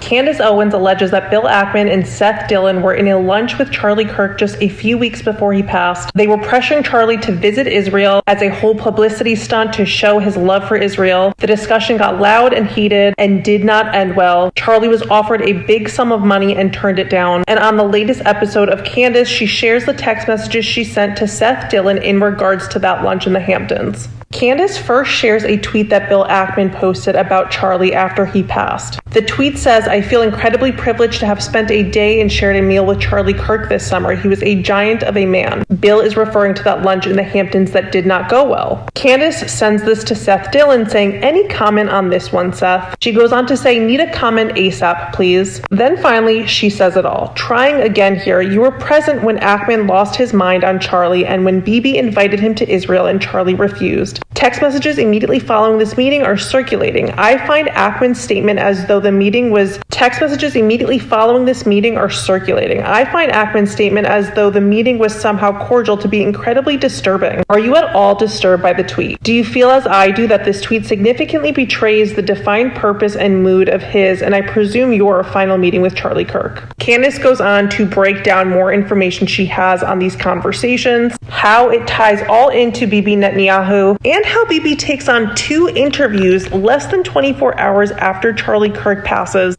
If you're looking for more information and not just people reporting on what she's saying, it's episode 235 of Candace Owens' show. It's called "They Are Lying About Charlie Kirk," and then there's subsequent episodes after that. that you can watch if you want to get into this. But that's my point, is like, why was Bill Ackman offering $1 million? Why is Bill Ackman possibly paying the dad of Tyler Robinson's dad? And then there's this PR narrative that the dad's some great MAGA sheriff who got a pastor and the son confessed. And we know from now that none of that is true. None of that information is true. The dad has nothing to do with law enforcement. They aren't related to anyone in the U.S. Marshals. There was no pastor. Tyler Robinson's never confessed. That's all I'm saying. All I'm saying is, I think when you have people that aren't interested in the truth, how this should happen is the U.S. government should say, we're investigating this. We don't know. And when we know definitively, when we have information we can tell the public that we know is true, we will let you know. But we now live in a society where something happens and then 800 million pathological liars make up a fake narrative.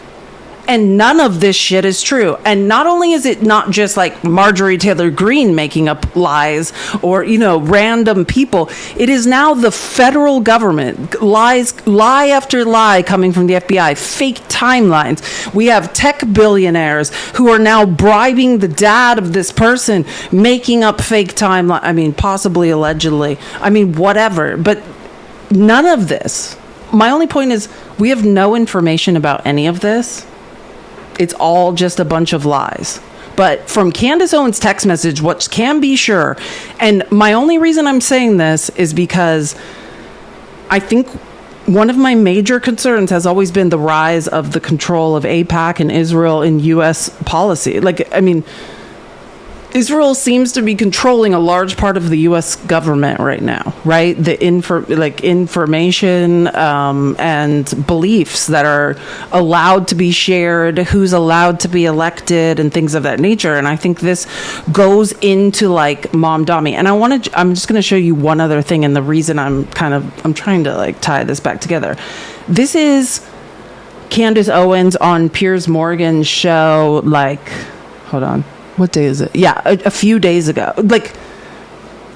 A few days, I think, before what happened. And I just want to say, this is because there are things the left and the right agree on, right? The far right and the far left. And it's in opposition. And what Bill Ackman was apparently trying to do, which is clear through what Candace Owens has shown through text message, was meet Charlie Kirk, offer him some millions of dollars to get pro-Israel, and he said no. And I just want to show you a recent clip of Candace Owens talking about Israel. reason that America wants a regime change in Iran is because Bibi Netanyahu is demanding it. And we also are completely done with the idea that this decades-long idea that we're doing it to spread democracy because we believe in international liberalism. There was no imminent threat to the United States when Trump made this decision to do what Bibi wanted. And I want to be clear here. This was not Trump's decision. It was Bibi Netanyahu's decision. And that is the reason that he did it. And we're very aware that Israel is dictating our foreign policy, and we would now like that to stop. Okay, but you wouldn't disagree, presumably, that Iran has been the main sponsor of terrorism in the Middle East through the Houthis, through Hezbollah, through Hamas. I mean, that's widely accepted and recognized. They've done Things widely accepted. Now, that's just kind of... Really? You don't think they have? Has been a terrorist state. Okay, Israel right now is imparting a genocide and a Holocaust on the Gazan people. So I'm really over this idea like somehow Israel has the moral high ground and we have to get behind them. I didn't say because that. We've got to go after the bad guys. So it's rich to me that people are concerned about Iran having nukes. But I'm concerned about Israel, who won't even admit that they have nukes, having nukes, while at the same time they are executing a genocide and a Holocaust in Gaza that the world is watching. So who's the bigger terrorist is the question. But when the leader of Iran says death to America, why doesn't that concern you? Why are they chanting death to America?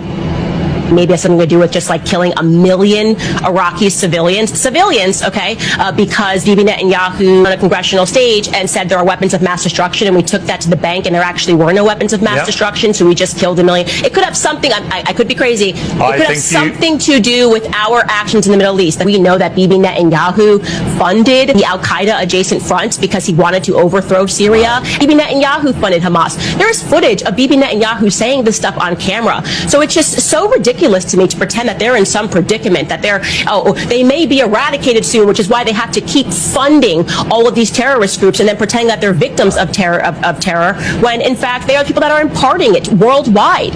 Okay? And again, these never-ending wars in the Middle East at the behest of Israel. Bibi Netanyahu is the one that called for Americans to invade Iraq, Libya, Syria, Afghanistan, and now Iran, and we've done it. And we're done with the BS of, okay, well, they weren't really involved, Israel, in Afghanistan, because even when we fight those never-ending wars, Israel wins. Everybody knows that our boys were out there in Afghanistan guarding poppy fields, okay? And do you know what happened after we allegedly, quote-unquote, lost in Afghanistan? What happened to all those poppy fields, those poppy flowers that our military was guarding? Well, let's do talk. Oh my God. And this is one of my favorite, as a former historical researcher, one of my favorite passions is talking about the poppy fields in the Middle East. You know where those went? The opioid crisis. Trump's using our U.S. military to just take out fishing boats in international waters, accusing them of being illicit substance dealers, when the billionaire Sackler family was using the U.S. government and the U.S. military. If you don't know what poppy makes, then I suggest you look it up.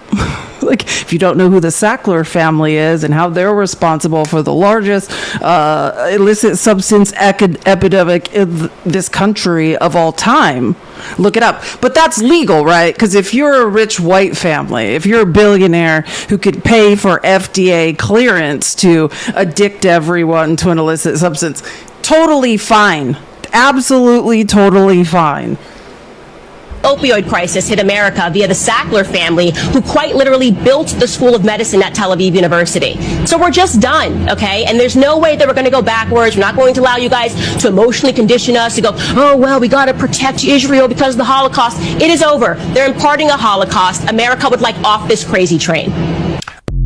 And again, I cannot stand Candace Owens, but I can also identify when someone just spent 3 minutes saying something that was factually accurate. No lies detected in that 3-minute diatribe. Like, the idea that any longer we are supposed to sit here and say, hey, as a result of at one point there being a Holocaust, it's okay for those people whose generational victims or victims of it, that they unalive everybody around them, and in unbelievably inhumane we just watch them G-side everyone. Like, it's just common sense. Like, it's just like, can we all just join together in common mother effing sense? And I don't want to skip. I mean, I've talked about, and like when Facts, Steve and I used to do lives, we used to show, like, you know, as a researcher, I like to show the traces of Russian propaganda and how it's completely indoctrinated the right. But I think, like, you know what's funny? The best medicine for the dumbass MAGA people, like, thinking Putin is their friend, is watching Trump flail around, like, stagger around dying while being like, Putin's letting me down. Europe is under attack from Vladimir Putin. Ending the war on day one. Don't worry, guys. Vladimir Putin is my friend. Like, sometimes MAGA's just gotta, like, drink the medicine on their own and figure it out on their own. But I'm more worried about what is happening with AIPAC. Like, watching, and I've always said this, like, I used to listen to people like criticize Hakeem Jeffries. I thought a lot of that criticism was unnecessary. Here's my real criticism of Hakeem Jeffries. Hey, and I get it. I've talked about this. I don't know. Like, I watched Jamal Bowman being primaried in New York in the most expensive primary, and he was primaried by AIPAC for having the nerve to say that there was a G-side going on. I don't know what the answer is for black men trying to be reelected in New York if they turn away from AIPAC, but I do think watching Chuck Schumer and Hakeem Jeffries have some sort of, like, fucking amnesia like, about what the fuck is going on is reprehensible. Like, no, absolutely not. So either you can join us all in reality that millions of people shouldn't be starved to death and tortured while we all watch, or I don't think, you're going to have to go bye-bye forever. Like, we cannot watch you pretend to be blind. Like, you can follow, you're a fucking litigator who can follow unbelievably intricate lines of logic, except when it comes to what Israel's doing to Palestine, that all of a sudden you're like a blind, deaf mute. Like, I don't know. Or when they ask you to like endorse Mamdani, have you guys seen when someone corners Chuck Schumer or Hakeem Jeffries and is like, hey, can you just say that Mamdani is trying to do some good and create a better living conditions for the people of New York City? And it's like, all of a sudden they're like, I'm blind, deaf, and mute. I don't know where I am. I have to leave now. I cannot remember anything about what I was previously thinking. And I'm not saying like, and I'm going to say this and I want to be clear because we have a very big problem on the left by not like just purging people, right? Like, the power of the right is their fucking idiocy. Do you understand what I'm saying? Like, these are just a large group of idiots who are like, just give me my marching orders. And even the ones who know something live in fear of pushing back, right? They're all spineless idiots. But that's being a group of spineless idiots led by one giant idiot is very powerful because there's never pushback. Like, we have to be very careful to divide ourselves. Yeah, they're all lemmings. Exactly. It was just ready to run off the cliff, whatever like the head lemming says. We're all killing or we're all drinking the Kool-Aid now. And we have to be very careful about how we divide ourselves on the left. That's all I'm going to say. Like, even though it feels great to just purge people every second, I don't know that that's necessarily always the answer. But I mean, Chuck Schumer needs to get the fuck out just because he just can't even, I don't even know. Like, he doesn't have what it takes. And then but I find it very interesting to watch people in Congress develop amnesia when it comes to AIPAC. And I've talked about this before, so I want to say multiple things can be true at once, right? And I also don't blame them in a way. How else do you get reelected in New York City? Where does the money come from? If you're trying to, as a black man, be elected in Brooklyn in one of the boroughs, like the strongholds of the Jewish community, where does the money come from otherwise? Like, until we get super PACs, until we do something about Citizens United, I don't think we have to hold every single district by any means necessary, if that makes sense. Like, we cannot be splitting hairs and be like, this person's not exactly who I want them to be. That's how we got here. And don't make me bring up my list of all the people that were like, I just don't think Kamala Harris is good enough on Israel. Well, now everyone's dead, so great job, guys. Your discernment is always just on point. Now now all the Palestinians are no longer with us because she just wasn't yelling quite in the way you wanted. Like, now nobody's alive. Like, nobody has food, nobody has water. Great job. Like, stop trying to purity test and figure things out. Like, we have to claw back power by any means necessary, and then we can figure out like how to get money out of politics. And I was talking about this last week. Like, there's a bipartisan effort to get stock trading out of politics, which I think will be very helpful. But I mean, as far as Citizens United, I mean, this is going to be a long uphill battle of which we cannot be trying to eat our own during it. Now, let me just show you some like things that have gone on of people doing good things this morning whilst, I mean, there's a lot of fights going on. I want to make sure I get this whole picture. Eric Swalwell is wearing a Jimmy Kimmel hat in congressional hearings this morning. Okay, watch this. And the best part of this is the end, which I have a clip of him just saying the end part, but like, I just want to listen. So I'm trying to think. I think what's going on in the House Judiciary is a hearing on AI that was happening in the Senate Judiciary yesterday, and then I'll get to what's happening in the House Oversight and Accountability Committee. They're arguing about D.C. But so the topic of this hearing is it's not about free speech, but then the Democrats are just like, hey, I'm using my time to just yell about free speech. What does the hat say, Eric? Jimmy Kimmel Live. Of course. The gentleman is recognized for 5 minutes. Thank you, Chairman. And I'll get to AI in a moment, but I'm not going to miss the opportunity to ask my colleagues, the proponents of free speech across the aisle and the champions who sit with me, to condemn in the harshest terms what is happening right now from our administration.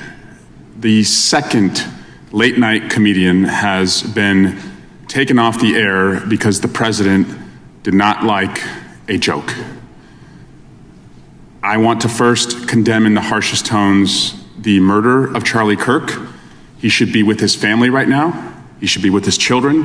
He should be alive. He had a right to say what he wanted to say to who he wanted to say without any physical violence being brought his way. And Jimmy Kimmel had a right to say what he said, which didn't in any way suggest that somebody in the MAGA world had been responsible for the murder of Charlie Kirk. He was just pointing out what folks online were doing as Twitter detectives before any investigation had been completed were saying about the assassination of Charlie Kirk. And then he pointed out that Donald Trump, who did not go to Kirk's memorial service at the Kennedy Center over the weekend, when he was asked how he was feeling about the assassination, did not address it, but rather went right to a construction project. And for that, Jimmy Kimmel was taken off the air. That's not who we are. That's what it looks like in China. That's what it looks like in Russia. That can't be what it looks like in America. And the foundation of this, the genesis of this, was the president's FCC chairperson, Brandon Carr, sending a tweet that said, essentially, and giving an interview to a podcaster where he said, essentially, if ABC doesn't want to do this the easy way and suspend Jimmy Kimmel, we will do it the hard way, and it would be government censorship. Maybe I was not loud enough in the past when Republicans spoke out against government censorship. And if that's the case, I will go back and revisit whether I could have been louder. But that does not mean that today Republicans are silent just in an effort to own the libs. If you didn't like cancel culture when you thought it was happening in prior administrations, you certainly can't look at what just happened in our country and accept that that is something we should live with and we should tolerate. So I want to make it clear, there's going to be a Democratic majority in just over a year. And to the FCC chairperson and anyone involved in these dirty deals, get a lawyer and save your records, because you're going to be in this room and you're going to be answering questions about the deals that you struck and who benefited and what the cost was to the American people because that happened. What?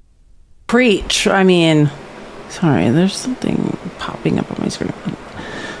Exactly. Like, do get a lawyer up and be prepared to explain yourself. Like, because, I mean, unless MAGA's too dumb to try to take back their rights and their financial future, which is, I guess, that won't be happening. But again, I want to play more clips of the press conference. Where's my, okay, here. So again, Chris Murphy was announcing this bill to protect free speech and political, and people from, here, listen to Greg Casar. He's the chair. If you don't know Representative Greg Casar, he's the chair of the Progressive Caucus in the House. Let's just say it plain and simple. President Trump is abusing the vast powers of the federal government to shut down people who dare disagree with him. From universities to law firms to nonprofits to journalists, Trump is abusing his power and violating the First Amendment daily to punish anyone who does not line up behind his agenda. That would be wrong no matter which party did it, no matter who the president was. So I'm thankful to my colleagues who are putting together this legislation to protect churches and nonprofits, newspapers, magazines, colleges, workers, students from any president who tries to target his political opponents, shred our Constitution, and disgrace our values in the process. We are in the biggest free speech crisis this country has faced since the McCarthy era. The murder of Charlie Kirk was a horrific crime, and it's clear that Trump wants to hijack that horrific crime to silence anyone who disagrees with the president about any issue. While Mr. Kirk's tragic murder is new, Trump's desire to shut down all opposition is not. From the beginning of his administration, Trump has tried to go after anyone who dares question him. And as we saw last night, far too many billionaires and corporate-owned media companies are bending the knee. Disney and ABC, Paramount and CBS, the Washington Post editorial board, Facebook. Let's be clear. The ultra-wealthy men who run these companies are making a choice. David Ellison, Mark Zuckerberg, Jeff Bezos, Bob Iger. These men are enriching themselves, auctioning off the United States' First Amendment to a wannabe tyrant. We have to ask ourselves that if Watergate happened today, would our biggest news outlets be allowed to run the story? Or would a billionaire owner decide that crossing the administration just isn't worth it for his bottom line? If you're watching at home, please know this is not just about the rights of a TV host or a big university. Trump and his billionaire buddies want to silence dissent so that they can run the country for their own benefit. First, it might have been they came after students and professors. Next, it's media companies and journalists. After that, it's churches and nonprofits. After that, it's you. It's all of us. Remember that Donald Trump did not turn against Jimmy Kimmel because of anything he said this week. He turned against Jimmy Kimmel when 8 years ago, Mr. Kimmel spoke up about stopping Trump and Trump trying to take away the Affordable Care Act from millions of Americans. That's what's at stake in this moment. The ability of the American people to speak out against the billionaire takeover of our government. Yeah, amen. Preach. Sorry. And this press conference went on. It was really, let me show a couple other people. And I didn't have time to clip all of this press conference because it just happened, but. This administration is scaring people into silence, ridiculing reporters and blocking them from the White House, suing and extorting. Greg Casar is the chair of the Progressive Caucus in the House. He's a representative from Texas. It's CASAR. That was the last speaker. This is Maxwell Frost, who's speaking now. He's a representative from Florida. This administration is scaring people into silence, ridiculing reporters and blocking them from the White House, suing and extorting settlements from the media, threatening ABC over Kimmel, taking funding from nonprofits, intimidating businesses who cave to their demands. We need to be asking what will be left of this nation when the Trump administration is finished. And this isn't even about left versus right. It's not even about silencing certain political leaning. We've seen even right-wing news mainstream media outlets that are too scared to even question him at the most basic parts. This is about silencing criticism of Donald Trump, who believes that he's a king. Donald Trump doesn't want a democracy, he wants a throne, and his cronies are clearing the way. The president and his lapdogs here in the United States Congress, the vice president, the FCC chair, the attorney general, secretary of state, and congressional Republicans are implementing a dangerous agenda to punish their opposition. This administration... I just want to say, because I don't think I had time to show you guys this, it was like a Monday or Tuesday, I can't remember, but the reason Maxwell Frost just said lapdogs is because he got he was in an oversight and accountability hearing and called Clay Higgins a lapdog, and Clay Higgins started screaming we're striking these words from the record in the hearing. So he's just He's literally just driving it in like, you are a spineless lapdog, which you all are. I mean, truly, you are. That's what you are. Like, while you're all being robbed, your financial future's being ruined, our country's being taken away, transfers of wealth are happening. We have a guy who's enriching himself to the tunes of billions of dollars while we all sit here. Yeah, you guys are spineless lapdogs. Like, you guys should get comfortable with who you are. Like, it's super weird to me how defensive people keep getting about who they are. If you don't want to be a spineless lapdog of an idiot, then just don't be one. That would, like, just an idea. This is a hearing that's going on, I'll get more into this, like a hearing that's going on about just more, trying to take the rights of brown and black people in D.C., but Ro Khanna used his time in this hearing this morning to say this. This administration has initiated the largest assault on the First Amendment and free speech in modern history. They're making comedy illegal. Brendan Carr pressured ABC to cancel Jimmy Kimmel, and Disney cancels Jimmy Kimmel. This canceling from an administration that lectured us about cancel culture. That's why today I'm in MAGA. I know you can't be as dumb as I think. I mean, no, you are that dumb, but like, you have to understand, right? You spent 10 years crying about cancel culture, and now you're the progenitors of it. I know that's too big a word. You have to look up progenitor, and then you'd have to be able to spell it to even look up the definition. But it is unbelievably ironic that you cried, even though you don't understand free speech, when you were crying about cancel culture and accusing us all of doing it to you. And now, when the actual federal government is taking the First Amendment rights away from American citizens, you guys are so dumb, so clueless, that you're like, yeah, this is a good thing. Like, we can't help you anymore. You guys are idiots.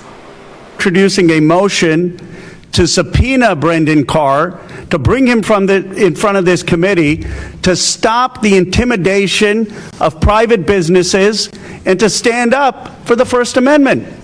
Now, it's not just Brendan Carr. Attorney General Pam Bondi is prosecuting hate speech, even though hate speech is constitutionally protected. And even though we've had so many lectures from my friends on the other side of the aisle not to prosecute hate speech. And then what about our vice president, the champion of free speech, as he told us during the campaign? The vice president is telling Americans to snitch on fellow Americans who have offensive posts and to call their employers so they can be fired. And the vice president is threatening to prosecute political organizations that he disagrees with. Look, we are Article 1 of the Constitution, not foot lackeys for Donald Trump and J.D. Vance.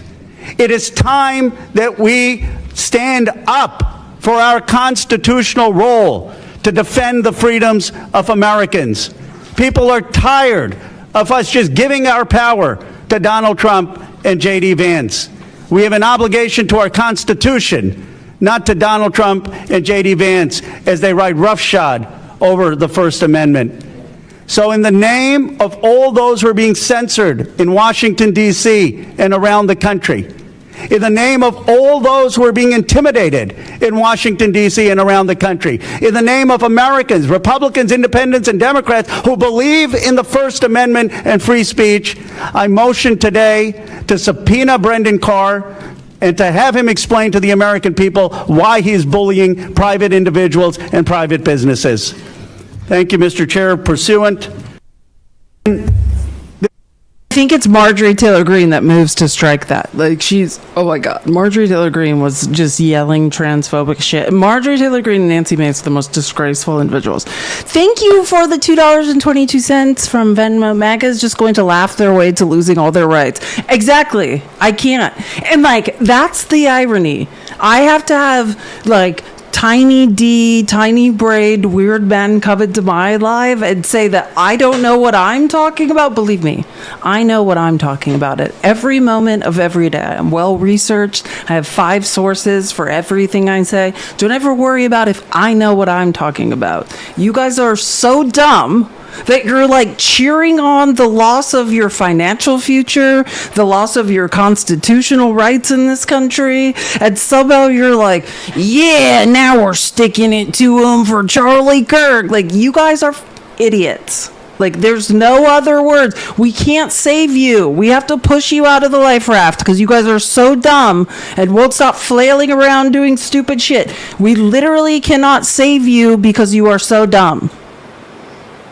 It's painful to have to exist near all of you. Like, that's how dumb you are. It's literally exhausting to try to combat your idiocy. Like, we're trying to actually fight the people who are stealing from us and trying to socially engineer us all out of existence. And meanwhile, we have all of you idiots trying to drown us while we're trying to save you. Like, it's, it's exhausting. And by the way, thank you for attending the People's Receipts. If you like what I do, please support me, subscribe, gift. These are my Cash App and Venmo, whatever. I appreciate the support. This is my job, former teacher and researcher who just decided I would like to bring the truth to the people now.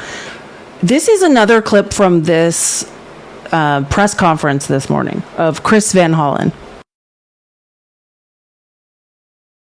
You guys can't see what I'm looking at. Sorry. Hold on. We shouldn't have to be here today. The First Amendment is crystal clear. The government may not use its power to squash political dissent. That is textbook First Amendment. But that is what President Trump has been doing since the beginning of his administration, and now they've announced their intention to dramatically step up that effort. In the aftermath of the terrible murder of Charlie Kirk, President Trump could have united the country.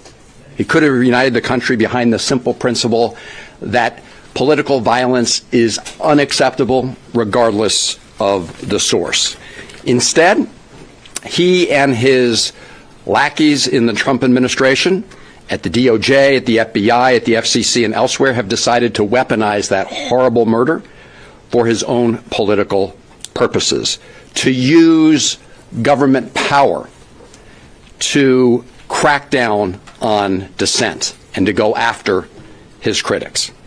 This is not new for this administration. Donald Trump claimed to be a champion of the First Amendment. At the same time, he was locking up students for exercising it, and the Trump administration has been going after universities and law firms and media outlets for political purposes, targeting them for political reasons.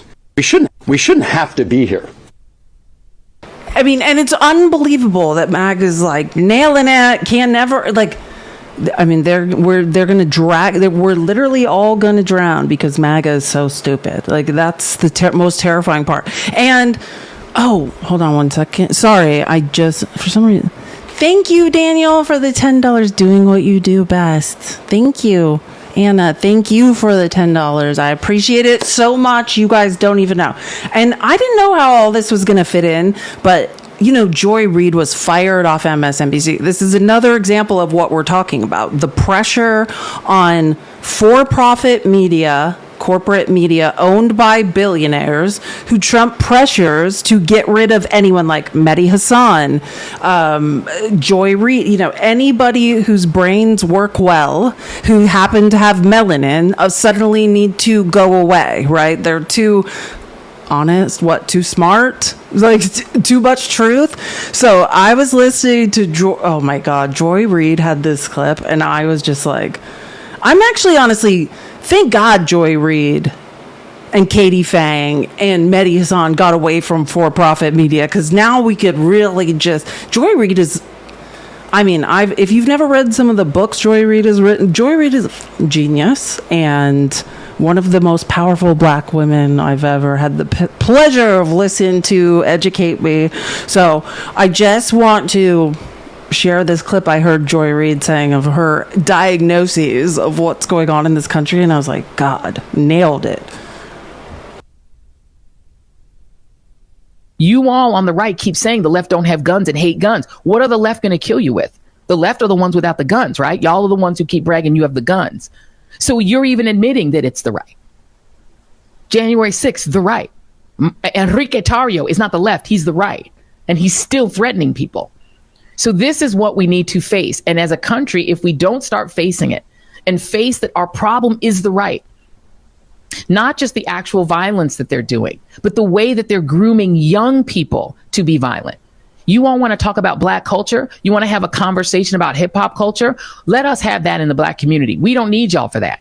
You need to have a conversation about what's happening to young white men. You must have a conversation with them. You must find out why they're so angry. By the way, and there was a great, genuine person in the comments like an hour ago who's like, hey, like, I agree. I'm a white guy. I agree with everything you're saying. What can I do? And this is what I mean when I say, you go get your people, right? Like, the conversations Joy Reid has in the black community, that's her, you know, that's her people. Like, I'll go, if there's crazy multiracial people that need talking to, I'll go get them. But, right, like, the value, the clout you have as a white male that understands, like, hey, I see this as a problem, go get your people, right? Like, that is, we all go get our own people. Like, if there's a multiracial person acting up, call me. That they're picking up the guns you're letting them get, that you're making easy for them to get. And why are so many mass shootings happen? This is an actual serious conversation we need for our country. And this conversation cannot be done by Barack Obama. Y'all are not going to listen to him. It can't really be done by Bernie Sanders, although some of them listen to him. It can't be done by AOC. Jasmine Crockett can't do it. You on the right have to do it. And I don't know if there's a conservative who has the esteem of enough fellow conservatives to make that happen. Y'all ain't going to listen to Mitt Romney. But there's got to be somebody that you guys are willing to listen to say that it's enough is enough. Why are y'all so angry? You have the White House. You have both houses of Congress. You have a Supreme Court that is completely obedient to your president. They're willing to give him unlimited power. They're willing to say that he can take SEAL Team 6 and kill anybody he wants. They were willing to affirm that. They're willing to say that ICE can racially profile anybody they want. The United States Supreme Court has said you can racially profile Latinos based on their accent or the way they look. You guys have everything you want. You have legal racial profiling. You've ended DEI. You've ended affirmative action. You get all the best jobs, even if you're not qualified. You can be a Fox Weekend host and be the Defense Department's Secretary of Defense. You can be Kash Patel and be a podcaster who wants to go to Valhalla and run the FBI, as long as you're conservative. You have everything. Why are y'all so angry? What the fuck are you angry about? You've banned all of our books.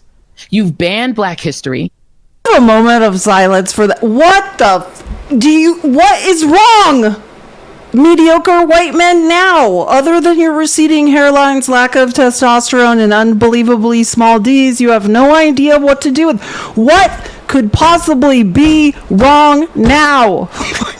We can't give you any more. We don't have shit left to give you at this point. Like, what could be at this point? What else do you need? We cannot validate you anymore. We can't marginalize ourselves more. We can't put us faster into concentration camps. Like, what in the do you guys need? You banned the 1619 Project. You don't have to compete with women for jobs. You've chased them out of the military. You've chased them out of the senior positions in the Department of Defense. You've gotten rid of all the Black history in the museums. Museums are terrified. I have contacts that I'm talking to inside of the Interior Department, people who are running all of those spaces where you can go and see a Civil War memorial or something. The people who work in these places are terrified. They're afraid to tell the real history. The people who are working for the federal government are afraid to say the word Black. You guys have canceled Black scholarships. You're damn near, I guess, ready to get rid of HBCUs. Donald Trump just recently said they're not going to fund any minority serving institution. Y'all have gotten rid of. Just say why I just need to pause real quick and speak on that. Because when I used to have to talk or wasted my time, I'm just deciding if I want to say something. I'm debating if I should say it.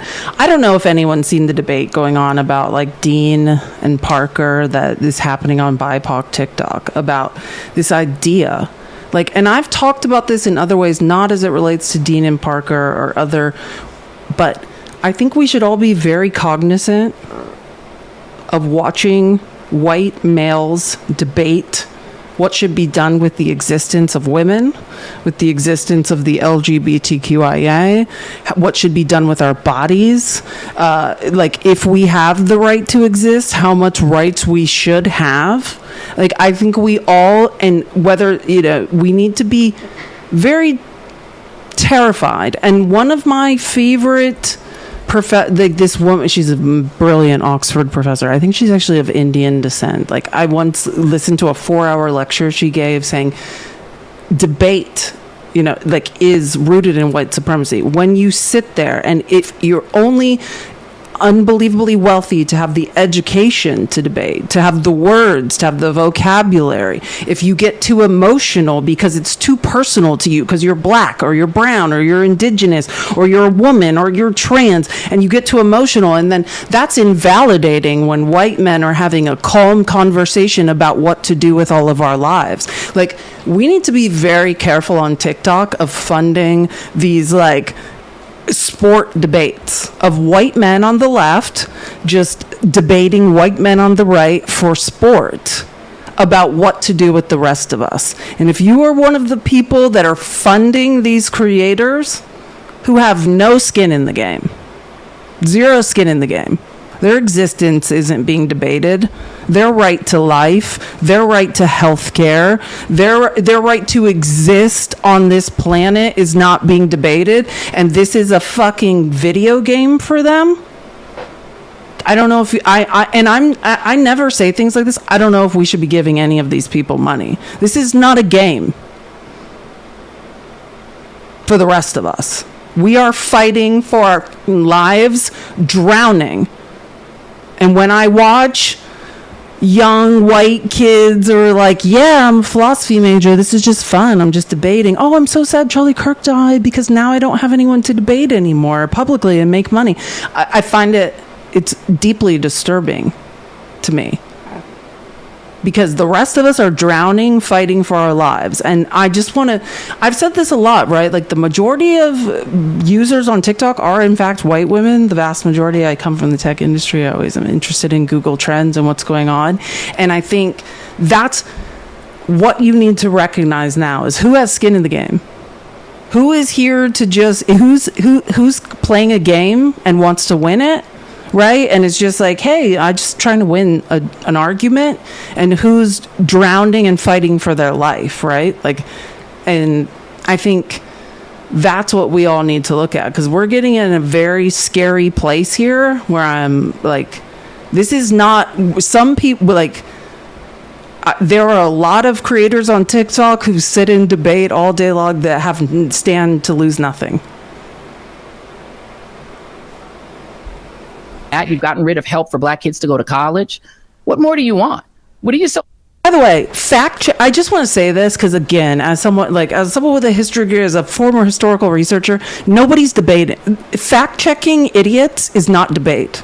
So if you're giving people $500 a month to fact check white supremacists, I don't know. Like, is that money better spent somewhere? I'm just challenging people to think.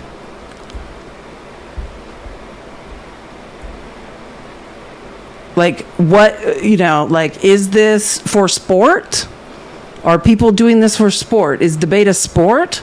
Or are we fighting for our lives, for the existence of our children, for marginalized existence, right? Angry about. I go every so often, I go and lurk and look on X Twitter. Y'all are the maddest people ever. Y'all are so angry for people who have everything. Y'all said you want your country back, you have it. The rest of us are sitting back and trying to keep our peace and preserve our peace while you all are running the country. If the airlines are crashing, that's you. That's the people you wanted to run the United States government. The FBI, y'all are laughing at them on X Twitter and saying that they look ridiculous. That's your FBI. They've purged the people who made the FBI what it was. It's not what you wanted. You have your podcasters running the FBI. You have your friend from the real world running the Department of Transportation. That's what you wanted. There's no longer a game. Do you want to come up and talk? I love you. See you. It was fun hanging out in your live. You're always welcome on my live if you want to request. I see you in the comments. You're always welcome. Always and forever if you would like to join. I don't know what you're doing right now, but just saying. And I just want to be clear. I can never talk about anyone's motivations, but I will always say, like, it is, it's hard for me to watch certain things happening, right? Like, I just think we need to think about what's going on. That's all I want as a former teacher, is to challenge everyone to think, right? That's all, right? To just think about why. Where do you spend who do you support? Why? Like, could you, whatever. And it's the same thing I said about super PACs, right? I promise you, no matter what, there was that whole, what is it called? God, I can't even remember now. Un-F America tour. And people were like, this super PAC, like, they stole all this money.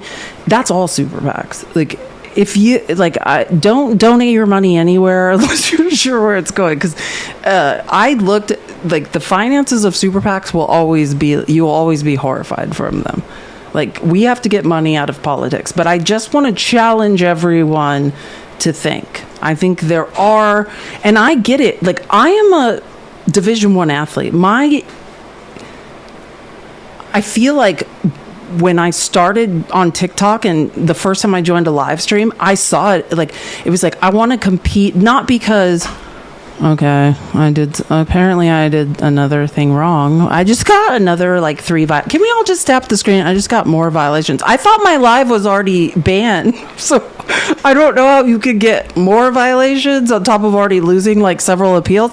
Very confused. I don't know, but they just keep rolling in. Anyways, I remember, like, thinking, like, I know I have knowledge, like, I have a history degree. I know I'm right, but part of me is an athlete that wants to win, and, like, but if you are out here, right, and you have no skin in the game, and no matter what happens, right, whoever's right or wrong, nothing ever changes for you, and you're just getting rich off of fact-checking white nationalists and platforming them, I don't know. And I don't have the right answer.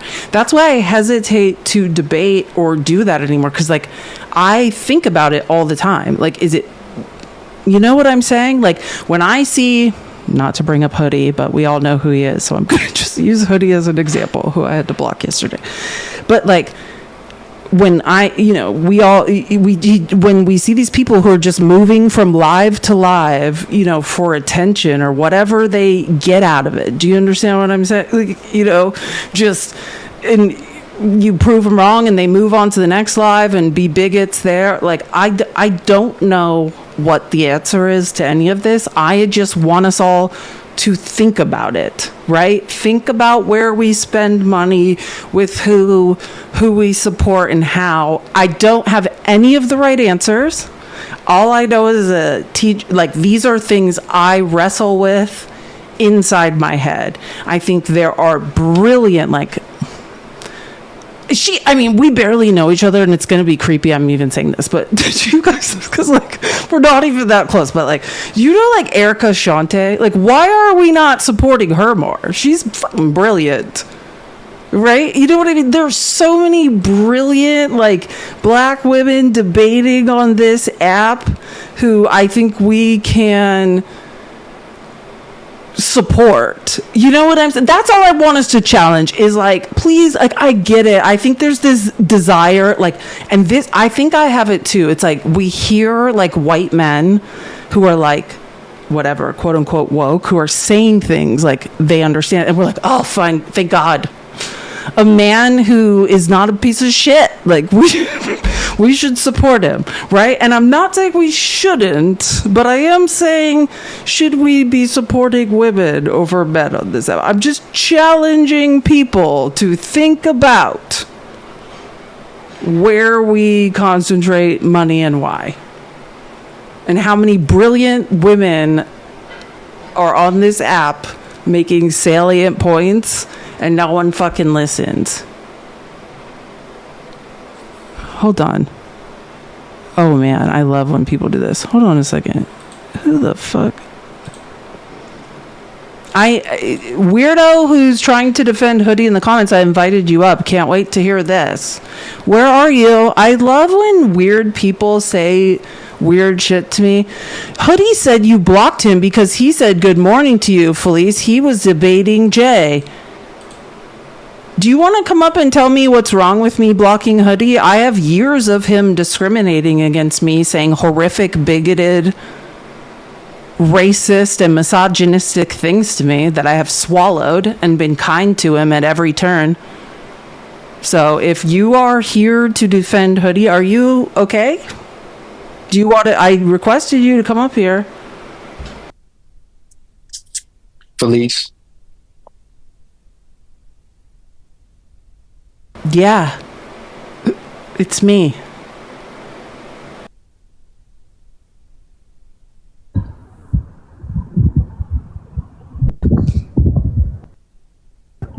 Can you hear me?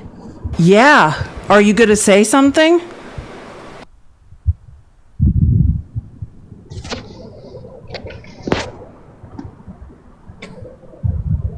Hello? Yeah, we're all sitting here wondering when you're going to say something. What is it? Oh, I'm sorry. I love you, Felice, but he was debating Jay yesterday, and I know he's been harassing you. And that's why I was for 3 years? Are you aware it's been going on for 3 years? I don't know how long, but I've seen him and I've heard him. So are you telling me that my blocking Hoodie yesterday was wrong? Like, what is your point? No. Okay, I'm just saying, I'm just that's what he confused. said You're yesterday. trying to. Oh, you're telling me that. Wait, what are you saying? He was debating Jay, and he said to Jay said, "Hey, I heard you needed to apologize to Felice," and he said, "She blocked me for no reason. I just said good morning, and she blocked me." But I already know the history behind what he was doing. I wanted to go up and tell RTP, dude. This dude. I think you're just pivoting now, because that's not really what you were saying. Like, whatever. Anyway, no, it's okay. What the fuck is wrong with people on this earth? Like, have you met Hoodie? This is the most this is what I'm talking about. I'm gonna give an example, because it's not about, like, can I just say, there are so many men harassing, stalking, creeping on me, like threatening me, saying weird things every single day. It doesn't faze me. I don't block. If I blocked every creepy weirdo who did something wrong to me, I'd have everybody on this app blocked. That's not what it is. It's almost like people can't hear women when they speak. I am saying to you, why is Jay debating Hoodie for the 800th time? He has learned nothing. There is no change in his position. He is asinine. He is wrong. He is a bigot. He is a misogynist. And for views, it seems like there are a lot of men who are willing to profit off continuing to have the same mother effing conversation with the same people for years. So you need to go ask Jay why he is still speaking to someone that is incapable of learning anything. That is the point. That has always been the point. What is the point other than you are trying to just get bodies to argue with you, to be opposition so that you can make money? These people do not change. They are still spreading the same hate. They are saying the same thing for years. And yet you are still having the same asinine conversations. That has always been the mother effing point. And it's just like, listen when women speak. Like, just practice. I know it's hard. I know it's hard to listen when women say shit. Like, it's so hard for men on the left and the right. This is not unique to the right. You guys can't fucking listen. It's like, can you hear anything? Like, I don't give a fuck about Hoodie's feeling. He's a point. Like, He's incapable of learning, of upward mobility, of receiving information, processing it, and making any changes in life. This is a man who's dedicated his life to misogyny, bigotry, and ignorance, who's been platformed for 3 years. People profit off of having the same conversation for 3 years. That is the point. Sorry, I just can't. I lose my patience for this shit. Like, are you kidding me? And that's what I'm saying. I challenge you to look at people who debate. Are you just talking to the same people, having the same conversation about the same things? Or are people presenting new ideas, new lines of logic, research, statistical analysis, helping you challenge the way you think and expand your mind? And that's why I brought up Erica Shante, which is so creepy because we're not even that close of friends. I do have her phone number. Tell her I love her. But like, there are brilliant women on this app who are teaching people things. And for some reason, it's like the favorite pastime of all leftists is to watch people have idiot conversation. The same idiot conversation with the same 10 people over and over. And that is all I mod for a guy. See, I knew I loved you. Like, I'm just saying, like, find people who are creating lines of logic, who aren't just waiting for the same sad old idiots who are desperate for attention to request again and have the same conversation. Are you learning something? Are you expanding your mind? I don't have the answers. I just want to challenge people to think. Yeah, Dr. Danny is a good example, which, by the way, thanks someone for mentioning Dr. Danny, because we did a live on Tuesday, and she was on a flight. You know, she gets paid thousands of dollars to speak, and she was sending me like, she is being harassed. If you don't know who Dr. Danny is, she's a PhD. She's paid to actually speak on women's issues, and she's brilliant. And she was showing me like the hundreds of comments after our live. There was no violation, you know, in messages and in comments. So her handle is @InBedWithDanielle. Like, if you can go give her some love, do that, because there are women in the most brilliant people on this app are in the trenches, fighting to be heard, permanently shadow banned, and like just being harassed 24 hours a day. Yes, Covey, great. Who I used to know her as Athena, but yeah, Covey, all brilliant. Like, all I'm trying to do is challenge people to think, right? And ask, like, who's making me think about things, right? That's all. Tim, thank you for the $1 on Venmo. Appreciate it, and I got it. And I could go on, and I'm gonna just listen. I lurk on so many female creators, and they're gonna be like, I don't even know her. I'm just gonna start getting creepy and be like, I've been watching you, but like it kills me. Because I'm like, are you being challenged, or do you just show up and you're like, this is a sport, right? Like, which I get it. I am an athlete. I had to face in my 20s when I was done with Division I athletics, like, shit, I've been chasing a ball around. Like, I thought the meaning of life was to chase a ball around, and there's a lot of important shit going on that, like, I should have probably been using my energy for. And, like, that's what I'm trying to say. There are people fighting for their lives who are highly intelligent and educating people and forcing you to think in new ways. And then there are people who are like here for sport. And it seems like to me. And I'm just challenging people to think about what the difference is there. And that doesn't mean like maybe some people are guilty of it and they can't change or evolve as well. Do you know what I'm saying? Like, I'm not saying like no one's stuck in one bucket or the other. I just challenge people to not be here for the sport, to think about like what really matters. People are dying. People are going to die. It's not like own that guy in that sad fact-checking debate. Like the facts are on our side. The data is on our side. The lines of logic are on our side. Nobody's a genius over here on the left. You're just smart enough to be over here. We're not geniuses. We could all fact check idiots. And for some reason, it does seem a lot of times on this app like white males are somehow like, he's a genius. No, just followed the lines of logic and the facts and the data over here is just fact checking people. That's it. This is just food for thought. I think about it sometimes because I was listening to Erica, and again, this is so creepy. She's gonna just tell her I'm not creep, but I was listening to her last night. I'm like, this woman's fucking brilliant. Like, why are more people not listening to Erica?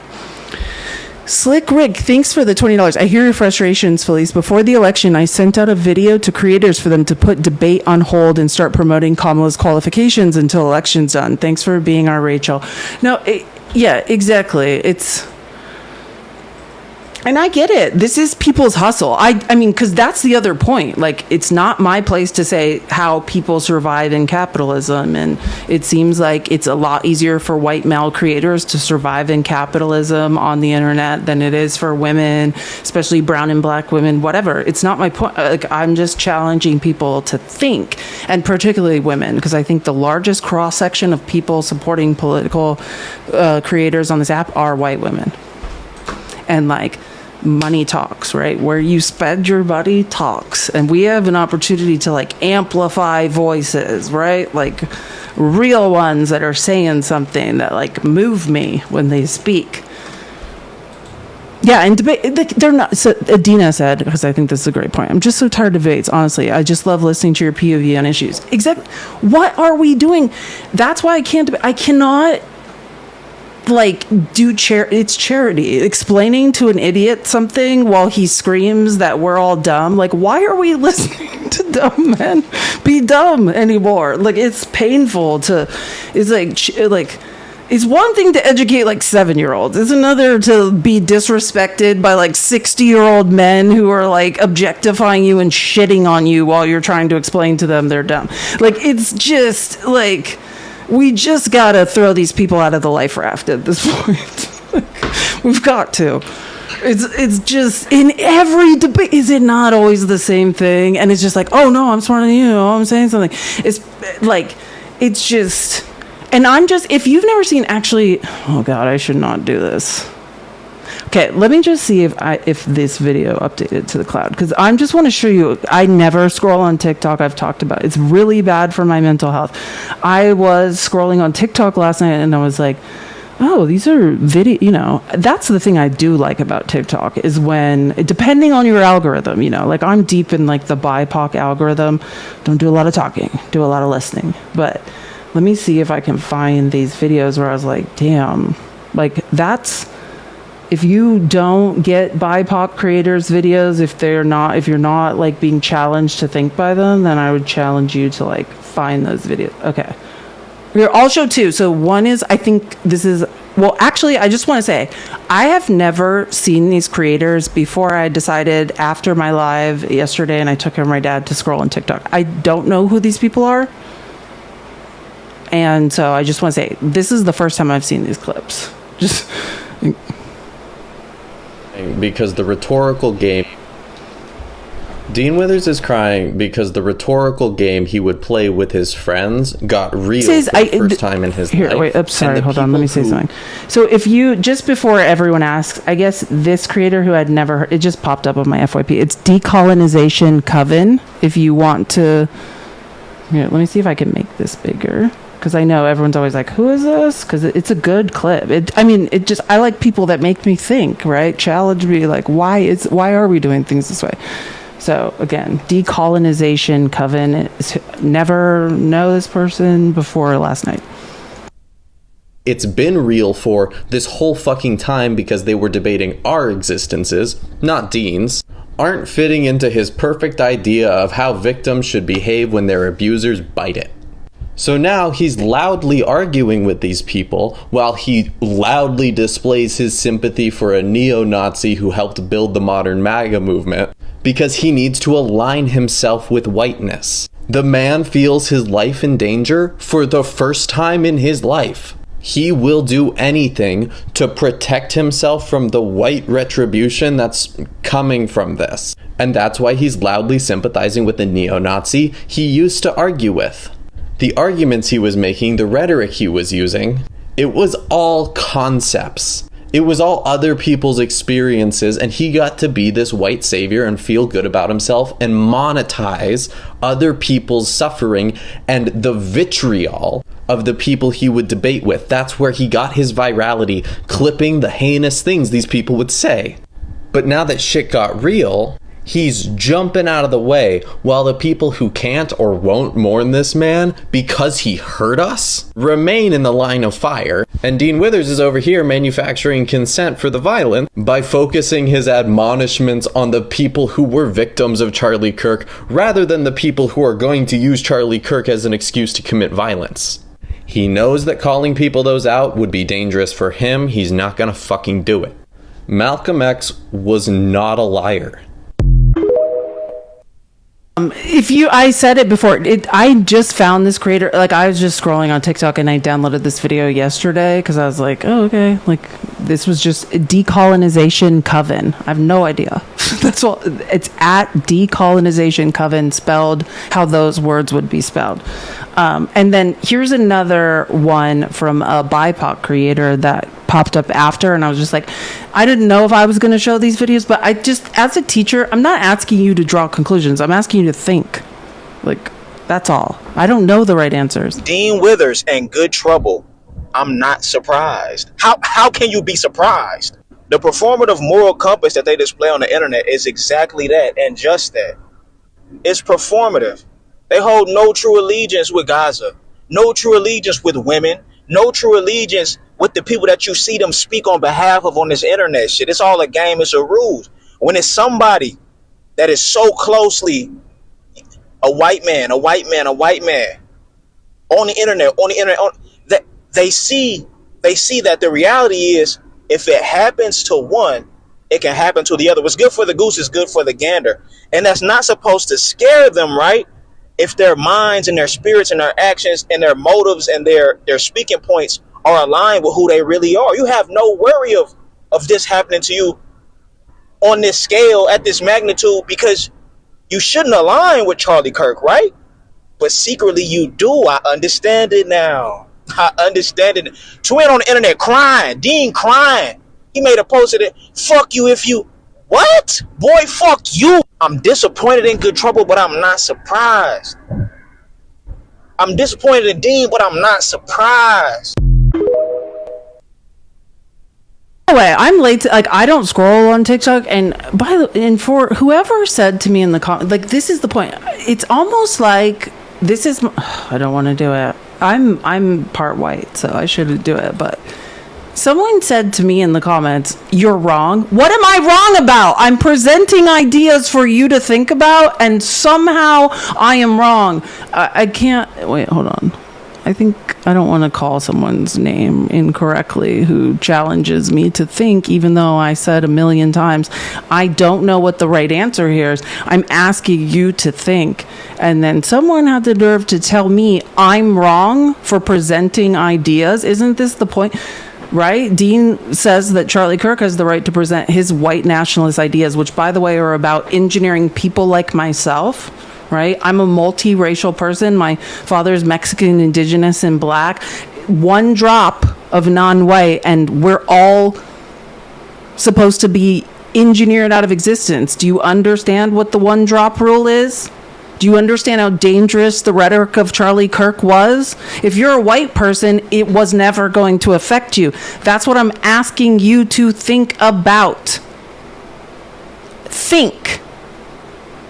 And saying to me, I've followed Dean forever, you're wrong. Cool story. Oh, you've watched a person? Cool. I never made any claims about anything he's ever done or said. I'm asking you to fucking think.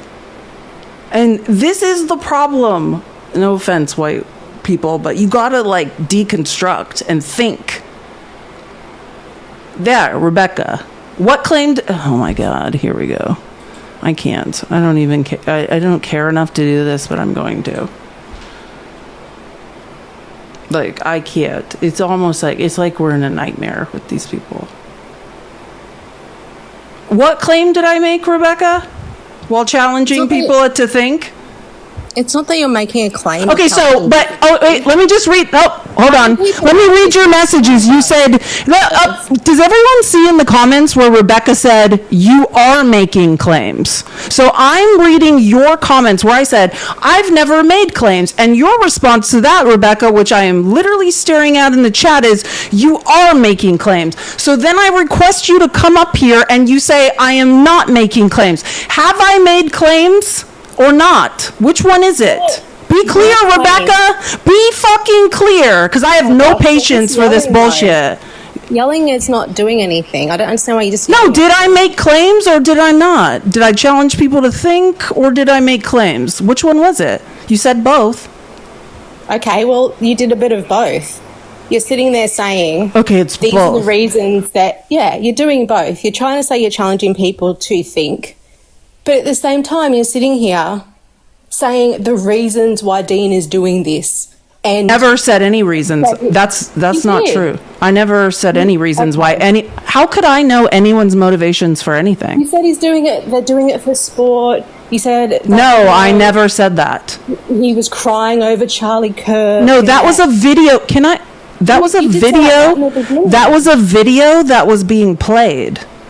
No, you said that right in the beginning. You said he's crying over Charlie Kirk because he doesn't have someone to debate with anymore or something. So you insinuated... No, I didn't say that. There's reasons behind it. You did. I wish I could clip it. You did say that in the beginning. Oh, actually, let me just say something. Why Dean cries over Charlie Kirk is not my business, right? Like, I am part indigenous Mexican. I'm part, my dad's black. I'm biracial too. I don't care. I'm not, that's not my point. Let me just finish. I am fighting for my survival. I have skin in the game. I don't know why. I'm challenging people to think. But when you are a minority, which sounds like you're biracial, cool story, great. Yeah, but you just said that you are too, so I'm just saying I am as well. I'm Jewish, I'm biracial, I'm neurodivergent, so I have a lot. I'm not a... Okay, this is not like the oppression Olympics. So am I. Yeah, Who's I'm not? just coming back on cool what you're story. saying. That's all I'm doing. Okay, what is the point? Because just because he's not one of these minorities, I understand that he doesn't understand. I get that. Because he's a cis white man, he'll never understand what minorities go through. I understand that. But if we live... You know how many times he's thrown black women under the bus while we've all watched? Yeah. Like, do you have any idea what you're defending right now? Like, are you okay? What has he said? Okay, yes, I'm can okay. somebody... does anyone... There are black women probably in this chat he's thrown to the bus that could speak to it. Like, oh, Joanna, okay.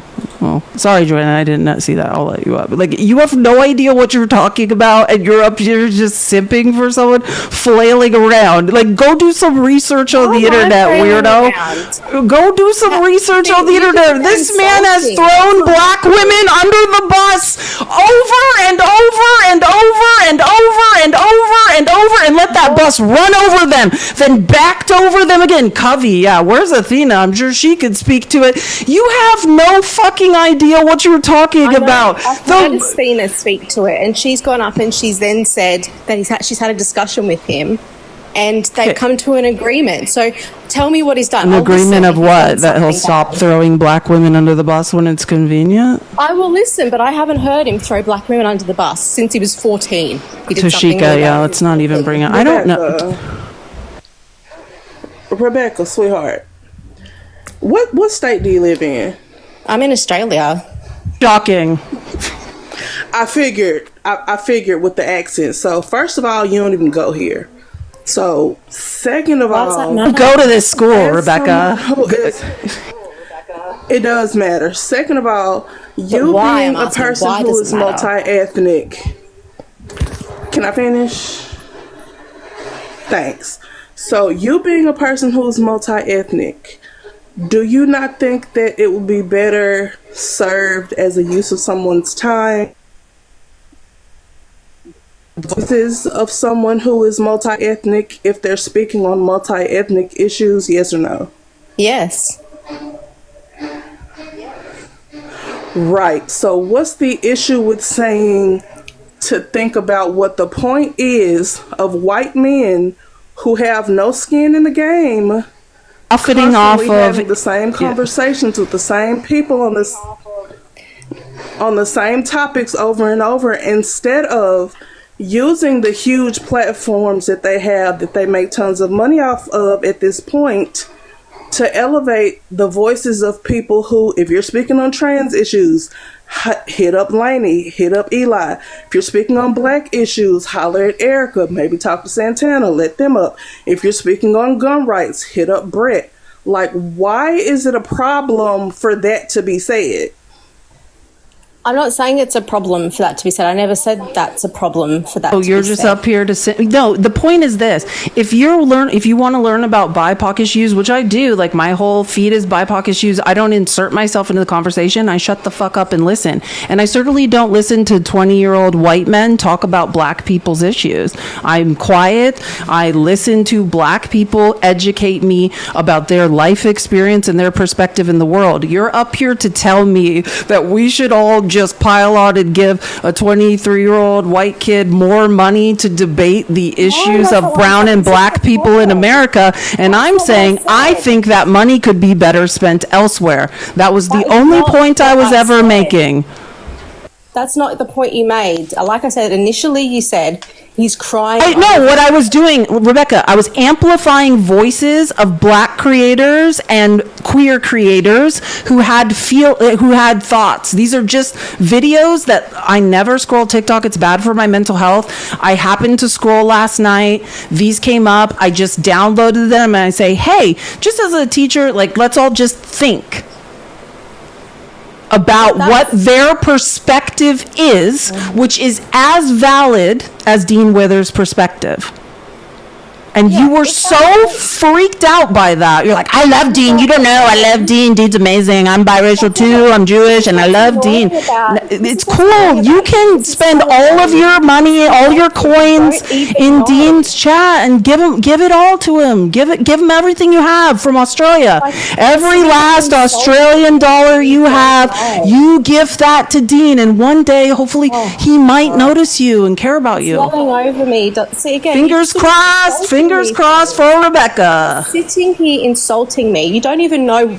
You're again insinuating my meaning. You're insinuating what I mean behind it. You're sitting here saying, spend money on him and hope he'll like me. Like, what the fuck is that? That's misogynistic talk in and of itself. Like, I'm hoping a boy will like me. What Rebecca, the fuck? Once again, you don't even go here, and you came in this chat.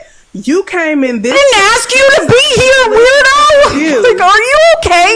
Are you okay? You're in another country stalking my live, telling me, yes, you. What the fuck? Like, am I in a live stream? Excuse me. Am I in Australia in Rebecca's live stream?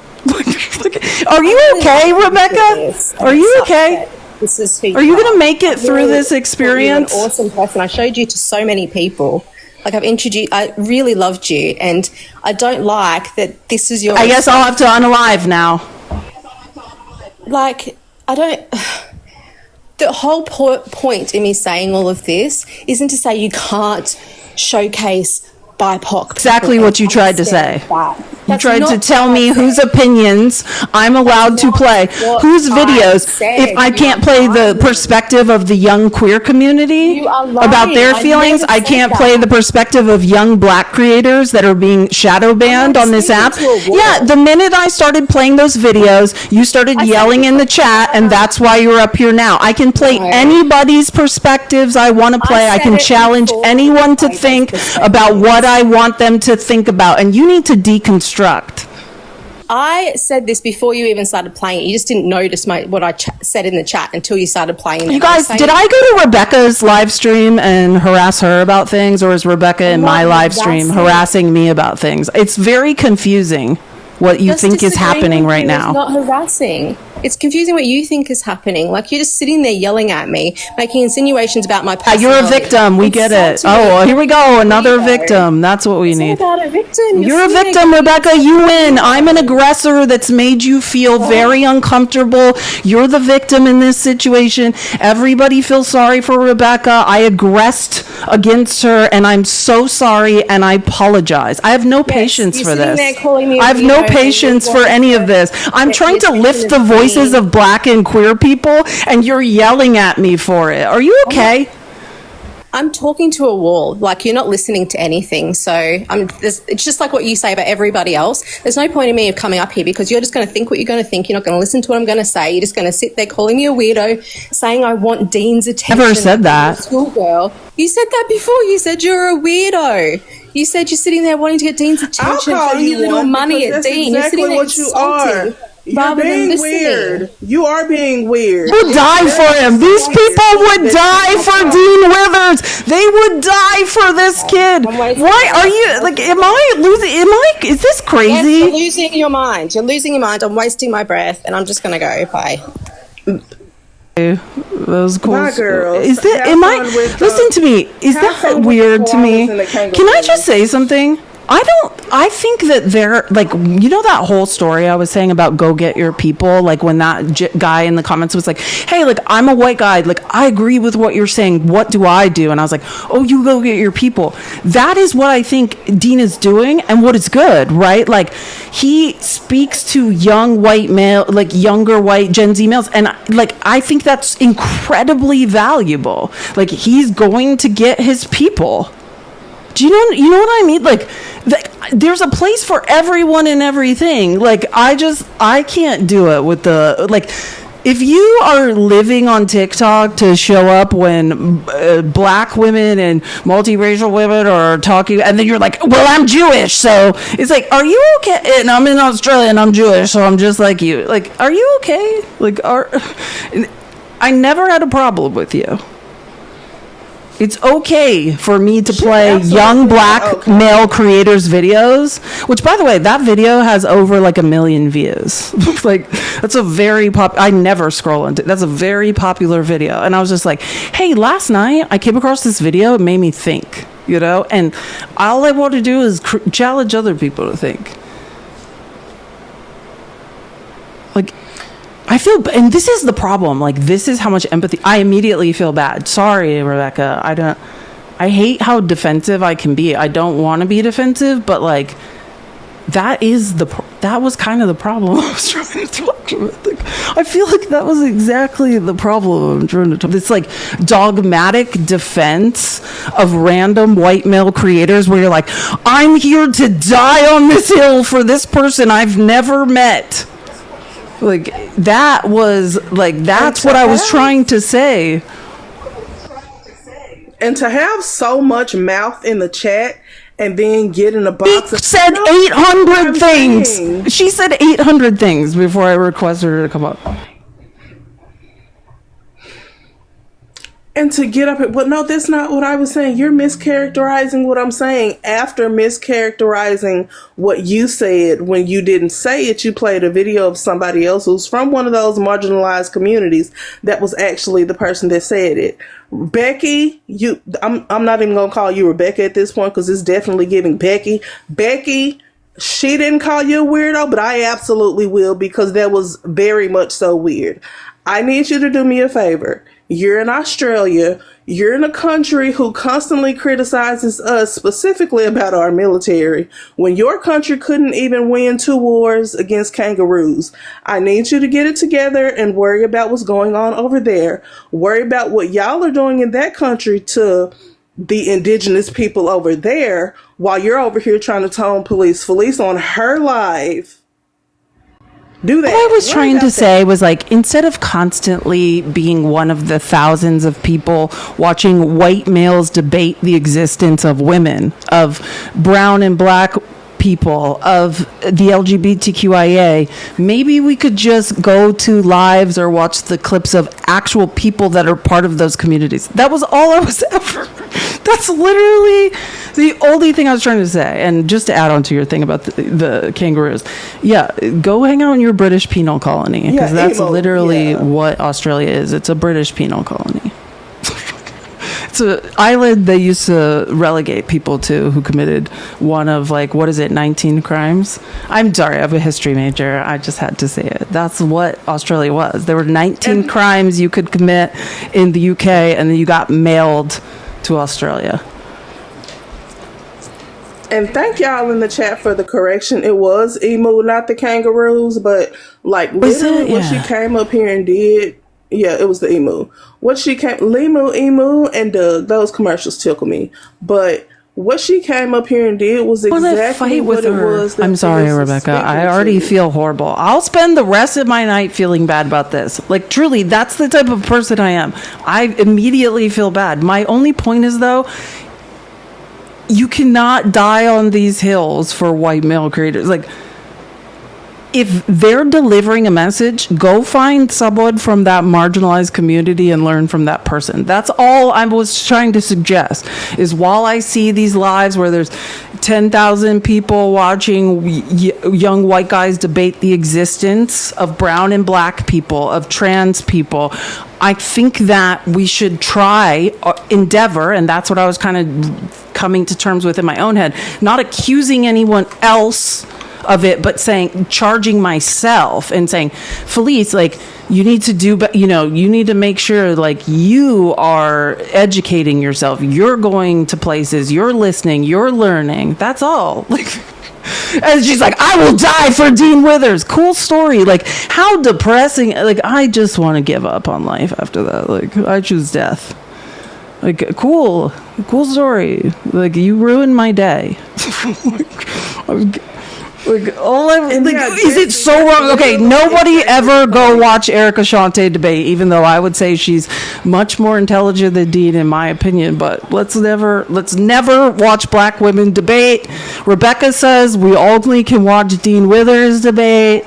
Nobody go look up the marginalized communities and the brilliant information that they are constantly educating people about for free. Let's not go support them. Let's just watch white men talk about brown and black people. Let's watch white men talk about trans people. Let's watch white men decide to do with women's bodies. That makes more sense because Rebecca from Australia said Dean Withers is a great guy. Like, all I was trying to say is we should just search more on TikTok, like, our algorithms are becoming, like, very tight. That's what I was thinking last night. Like, I used to see more videos. I used to be exposed to more creators. Like, find more people. Jesse, exactly. Jesse literally said exactly Someone what wants, the whole point of it is. Here, like, stop being loyalists to random men with microphones. Not all opinions are valid. Uplift marginalized people. Simple. Hi. Hey. Can you hear me? Yeah, we can hear you. Okay, cool. First of all, I just want to say that I love the People's Receipts. I'm here all the time. I love all the clips that you show. I think you're brilliant. Like, I look forward to seeing you pop up in my phone or on my TikTok. I listen to you while I'm at work. Like, take compliments. I'm working on it in therapy. You got to stop there. Let's just. I'd probably receive it better if you were like, do better. But go. Okay. I'm working on it. Thank you so much. It means a lot. My therapist would want me to sit in this and receive it. It's true. Also, I as far as the whole Dean thing goes, right? Like, I am a gay woman. I might be YT, right? But like, I am part of the LGBTQIA community, and I also look like a boy. Obviously, like, I don't want to be a boy, but I look like one. So I have had my fair share of women calling the cops on me for being in the women's restroom, and those kinds of things. And it's difficult to, like, I've gotten to a point with Dean where it's hard and I know who Erica Shante is, and I know who Covey is. And when the whole thing with CK happened, I was like, phew, I felt a sense of relief, like, truly, I really did. And that's same. And that's not, I don't feel like that's a bad thing. I really don't, like, I'm not saying it was good, right? I know.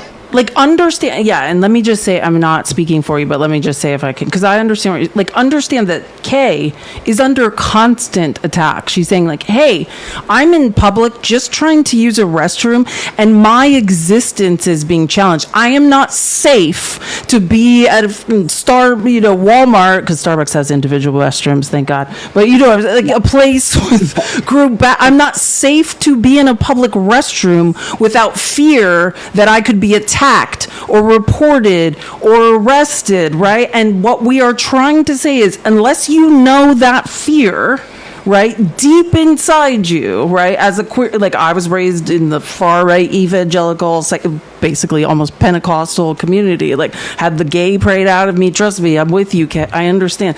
If you have not felt that fucking fear, like when I do the people's receipts, what you hear is me fighting for my fucking life. Like I am fighting for my fucking life.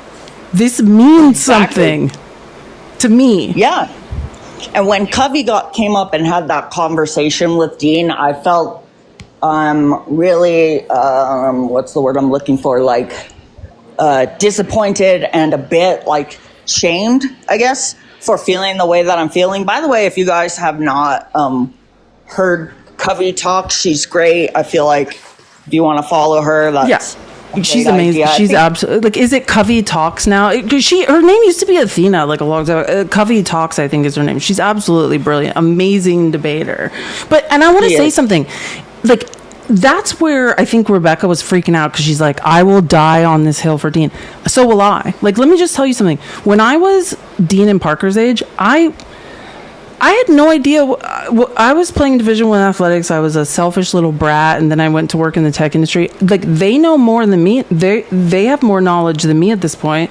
Like, right? Like, everybody changes and grows and can challenge people to change and grow. Like, I have no problem with anyone on this app. I hate splitting the left. It's not my ideology. The only point I was ever trying to make was, like, there are people in this fight with skin in the game, and like, let's challenge ourselves to find those creators and to learn from them, right? That's it.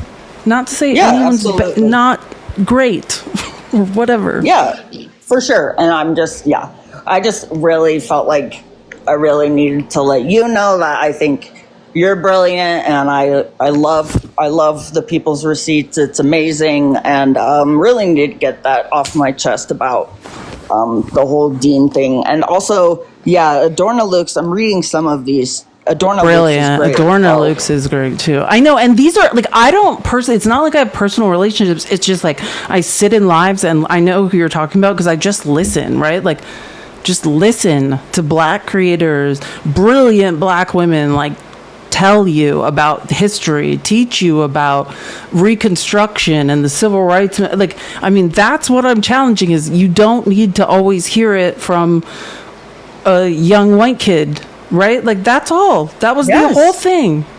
That was it. Absolutely. And it became, and that's why I was like, I wasn't going to do it, because it always happens. I feel bad because Rebecca, hey, I don't want you to hate me, and I don't have any ill will towards you, and I apologize for what happened. I didn't want it to be combative. It's just, in America right now, you're in Australia where it's still okay. Like, there's a lot of feelings going on that. Oh God, America's fucked. And I just find that when I, like, as just again, I sit in white privilege constantly. That's why you'll never catch me in Black Lives trying to speak or Joy to talk. Like, I just listen, right? Like, I understand. This is my skin is privilege. Who I am, is privilege. But we can all learn from people. That's it. Yep. All right. Well, that's all I had to say. I followed you. It's so nice to meet you. You're awesome. Keep fighting the good fight and stay safe. You too. I love talking. We should do this more. Wait, people are... Hold on. Sorry. I literally never let guests up on my live, so I'm learning how to do this. Okay. Black Barbie 14. Hello.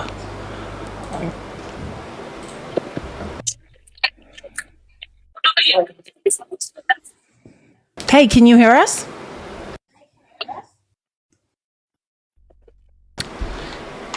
Black Barbie, are you there? We are wanting to... I'm sorry. It was a mistake. You can drop me. Sorry. Okay, no, we just thought you may. If anyone wants to talk, I think I hate when these things happen, and I'm truly the nicest person deep down. Joanna's gonna tell me all night long to shut the fuck up and get over it. Like, I'll be texting Joanna all night, like, was I too mean to Rebecca from Australia? And she'll be like, please go to sleep. 1000%. And I mean, that's why I wanted to come up anyway, because I know how you are and I know how you do stuff. Like, I'm too nice. I know. You were here to be like, shut up, Rebecca. 1000, which is why I said in the comments, you don't even go here. Like, bruh, this doesn't even, okay, you being a woman, and we know that, the fashy stuff is on the rise all over the world, right? So yes, it can impact your country because what America does, a lot of other countries follow, right? But even you as a person of color and as a woman do not have the same kind of skin in the game as I do, or as Felice do, or any woman in America right now, because you're over there with your kangaroos and your emu, and we're over here in America literally losing the right fucking trenches. We are in the trenches, like dying. Like, hi. Oh, Joanna's not that nice. No, Joanna's not the nice one. Like, I feel bad, and Joanna's like, shut the fuck up, Felice. Hi. Jojo. I've literally never. I'm on lives 24/7 because I'm ADHD and I always have to have something on in the background, and this is the first time I've ever requested. I'm so that way. Like, I've got to have like 3 different sounds and then wrapped in a soft blanket. Yeah, I know exactly. And just like listening to Rebecca, the audacity. I'm Australian. I was born in Australia. I am Korean, and I live in San Francisco now. And I'm not white. But in the US, I still acknowledge that I have so much more privilege than so many people. So just the way that she was triggered by what you were saying when she wasn't even targeting, like, you weren't even targeting her. Like, you were just trying to amplify other voices that have, like, their lives are actually harmed by the words of, like, other people. Like, I just, She's like the way she would die for Dean Withers. That's what I'm saying. I mean, why a white 23-year-old male? Why will you die for him? Because and this is what I'm trying to say. I actually like Dean. I think he's a brilliant kid. I'm a teacher. I love like brilliant minds, like watching them grow, watching the way he forms lines of logic, I like him actually. That's the crazy part. Yeah. I never was trying to say I didn't like him. What I'm trying to say is, whilst authoritarian fascism, the onset is happening in America, Dean's going to survive all of this. He's gonna be okay. And I sit like Joanna is in the backwoods of Arkansas, much darker than, I sit in white privilege. Like you correctly identified, you sit in privilege, right? Like in America, phenotypically, we all sit in privilege. And maybe we should be amplifying the voices of people who will disappear first. That's all I was trying to say. Exactly. And like the fact that she's like trying to call herself biracial, she's not. And people did send me her profile. I got all these text messages from people be like, what? Yeah. And I like sometimes like in Australia, because like in Australia I feel I think Asians are more of the target in the way that Hispanics are here in Australia. So that Asian hate is bad. Yeah, no, I get it. The way that I feel is like it got to a point because I look very young, but I'm 41 now. And it's at the point where Asians also don't crack. You guys are beautiful. Yeah. When a white person starts to talk to me, like my like shoulders arch up, like, oh, what are they going to say to me? Because for the most part, it's only ever negative things that they say to me, or they don't see me. And like, it's even like people that are liberal, like I just, when people are like, there was a live that Erica was on, and this guest was like, do you love white people? And like in the comments, I was like, no, I do not love white people. You don't, and we don't have to. And that's and like, this is the worst part is like, as a teacher, it's like, I wish I could have like had a more, see, I'm doing it, Joanna, make me stop. I wish I could have had a more constructive conversation with Rebecca and explain that I was not, oh, Victoria's here. Look, see, maybe we could turn this. Hold on, Victoria. I can't add, I saw you. Did you request? Hold on. Victoria, did you request? I was trying, there you are. Okay. Hold on. Sorry, I don't ever let people on my live. Are you watching this? Should I kill myself? Should I do something wrong? No, absolutely not. No, I'm making Ronan cry on Facebook. It's fine. That's what I spent my entire day doing. I'm living rent free in this dude's head, and I love it. Are you watching what's happening, or are you just joining? Just tell us something else, because we are in a. Oh, I missed the last bit of it, but I do agree that you should not like white people. As a white person, fuck us all. Victoria's running for Congress in Tennessee. If you're not following Victoria, follow her. She's running for Congress in Tennessee. She's brilliant. I just thought maybe you wanted to weigh in as a white person. It's not. It's just someone. All I was trying to do was say, like, maybe we should, instead of watching white males debate the existence of women, our bodies, of brown and black people, and our bodies of Asians, and what should, and immigration issues, maybe we should listen to actual people of, those genres speak to it. And then, like, an Australian woman who I don't know, maybe it was Dean's girlfriend. I have no idea what just happened, but she started screaming, and then I have PTSD. Rebecca, if you're listening, I have actual PTSD. So if you attack me, then what happens next, I have no control over. I didn't mean to say anything mean. I think, and to speak to this, I think that it's valid. Like, hopefully you guys can hear me. Hopefully my fucking microphone doesn't cut out.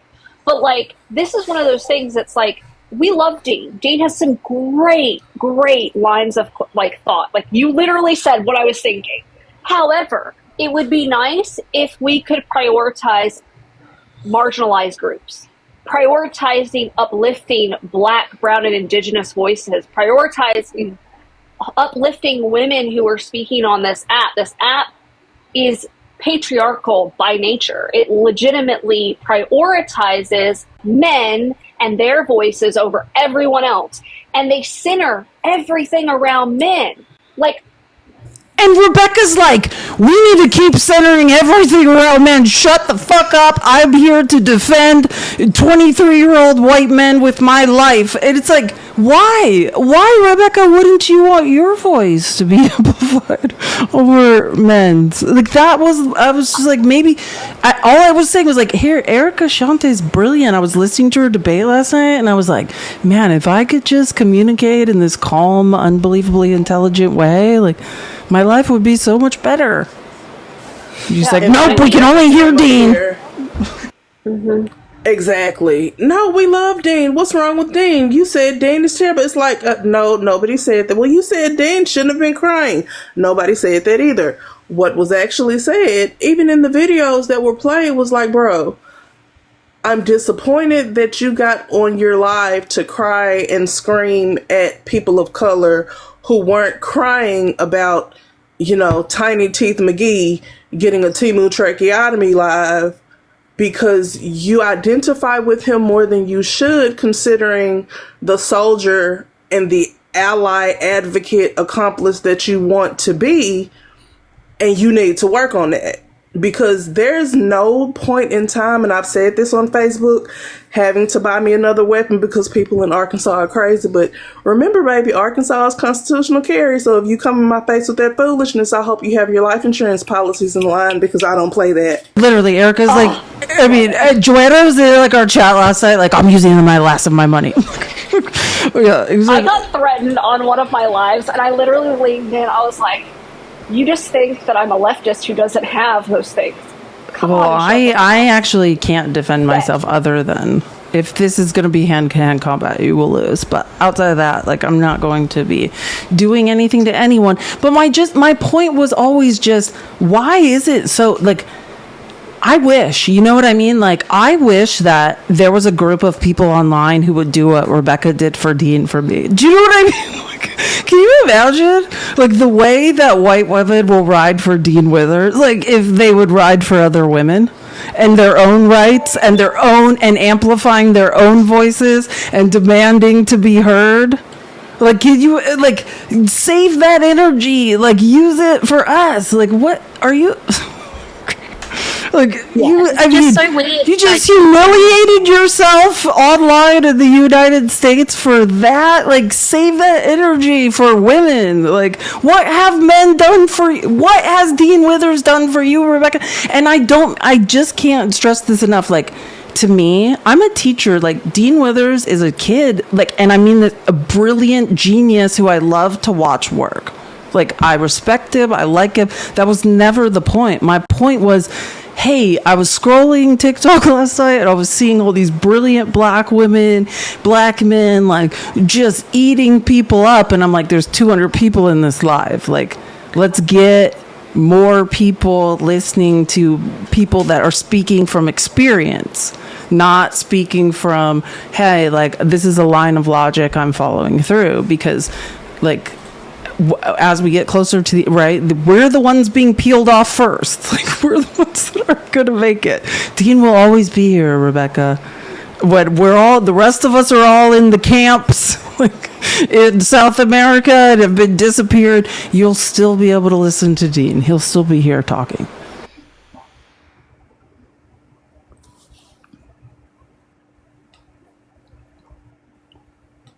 Anyway, wait, hold on. Sorry, there's so many people. Hold on. Sorry, I need to check requests.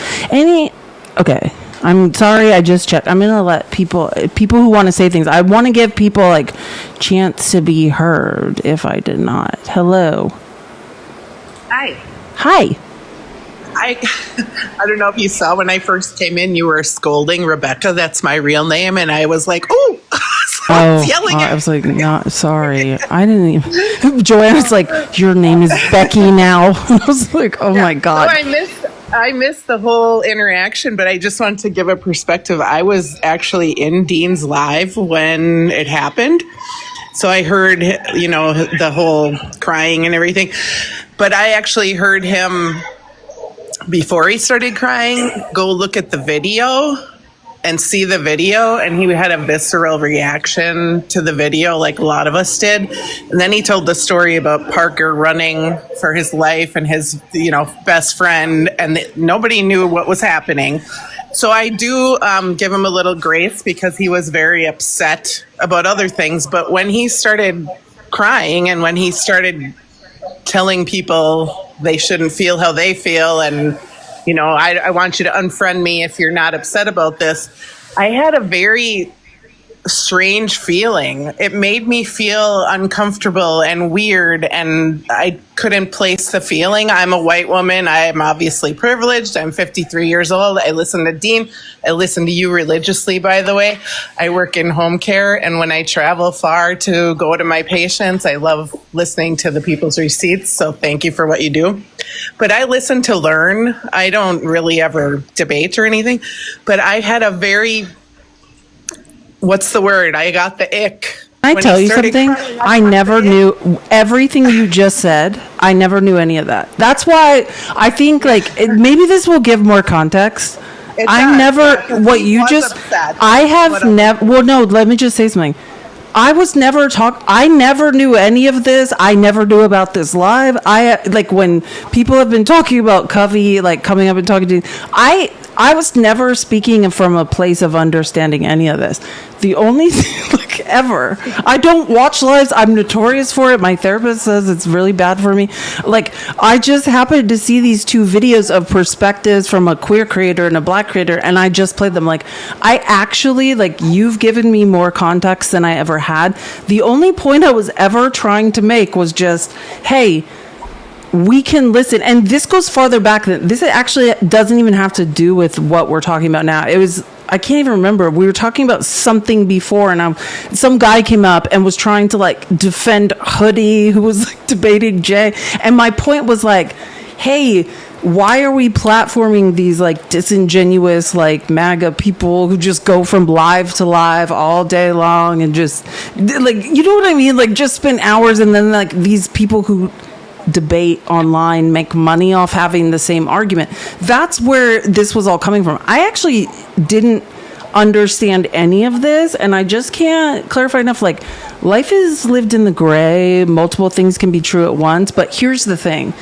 We need to get real uncomfortable. Well, I think white people have to get uncomfortable, but like for me, it's like my job is to protect marginalized people, and I'm marginalized. I could talk about my experience in my family being marginalized for not being white enough, for not being straight enough, or for not being sane enough, or what the fuck ever. But like, there's always going to be people like Joanna's much darker skin than I am. So like, my job is not to talk about my struggle, but to like amplify others. That was, I think, where I was trying to go, is if I, and I didn't, someone just told me this. I don't watch any of these lives, but that there's like 10K people in Dean's lives. And I'm like, what if those people were watching Erica Shante? That was the only point I was ever trying to make. Like, what if we were uplifting the voices of BIPOC creators, queer creators, black women? Like, that was the point. Why not?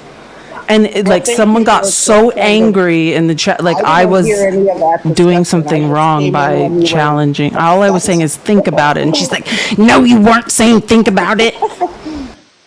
Well, the thing is with Dean and Parker, you're right. They're young, and I always give grace being a 53-year-old mother of children their age. I understand Gen Z in a different way maybe than some people. Both my children are in that generation. My daughter is bisexual, and she's married to a trans woman, and that is, part of the reason I stand up, because I have my privilege and I protest and I stand up for them and their rights. This is why I don't like Charlie Kirk, and why I didn't feel, what's the word I'm looking for? I didn't feel sad about him. I didn't feel anything. I felt indifferent. Really, it doesn't affect me at all, other than, I'm glad he's not spreading his hateful message anymore. So yeah, when I saw the crying to it took me back. But I also understand, a 20-year-old, he's 21-year-old who just saw this on TV. And then I saw the video, and it was horrible. It was awful. And then Parker being there and him being his best friend, I think he was emotional. And I think he does regret having that on live, but you live your life on live, and those are the things that happen. People see everything. So I see it from both sides, and I appreciate also Erica, and I just want to give a couple plugs. I like to watch Black creators also, to learn and hear their perspective, and I mostly just sit in there and listen. And Just a Bill is one that I really like. I don't know if you know him, but I really like his lives. And he has a whole panel of Black women, and they're wonderful. I do watch Erica, I watch Santana, and I watch Jaden. Those are some of the ones I really like, but you are my favorite, and I will continue to watch you all the time. You teach me the most of everybody. You make me think. You give me things to talk to people about, so I really appreciate your research and all the effort and obvious work you put in to bring this stuff to us. So I really thank you. I know you're doing a lot of work behind the scenes, so thank you for that. Okay, thank you, and I love you for saying that, but I really can't deal with compliments on that level, so thank you so much. I appreciate it. No, I literally cannot. I cannot. It's okay. I want to crawl out of my skin. Like, if people were like, "Hey, do better, Felice," I'd be like, "You're right." I was raised by a malignant narcissist. There's no praise. It's just like, you're almost there, but you're still a shit show. Like, that's what they. To kind of take you out of the compliment, like, the biggest reason I feel that like it frustrated Felice so much is that so much of the work, the labor, especially emotionally and mentally, has been done by Black people and other people of color and trans people and people in the LGBTQIA community for such a long time. It's like, bro, we don't need to hold the hands of white males because they're a little sad. Like, yes, you saw something traumatic. Your friend experienced something traumatic. I've experienced traumatic things. I promise you I understand. I feel bad that he had to go through that he had to see that, because it changes you in a way that you will probably never be the same again ever in your life. And that's very sad. At the same time, me as a person, as a black person, as a black woman in the South, I do not have the mental capacity or the emotional fortitude at this point to sit down and have nice, peaceful conversations with people. And yes, I know that you're still learning and this is what you need to do. And like, I'm not teaching you anything. I have to worry about me and mine right now because a lot of people in your community don't. While it's great that those are the people that you're reaching out to and those are the people that you're having conversations with, I don't have time to do anything.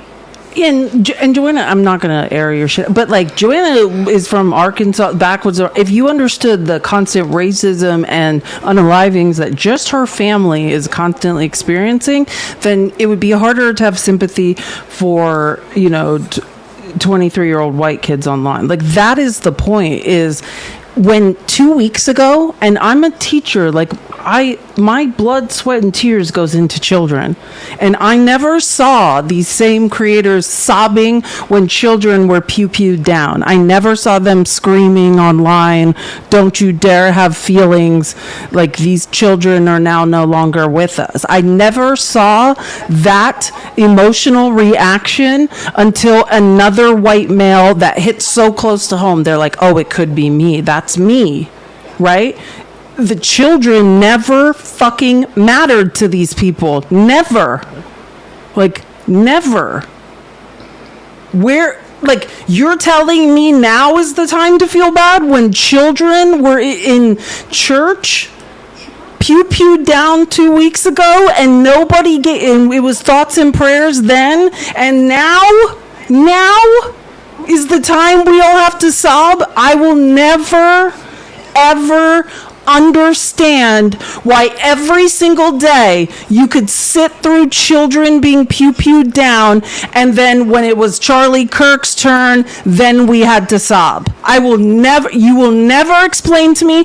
The only people I think are worth protecting, like children of the most innocent people in this society, never saw any of you give a shit about one of them.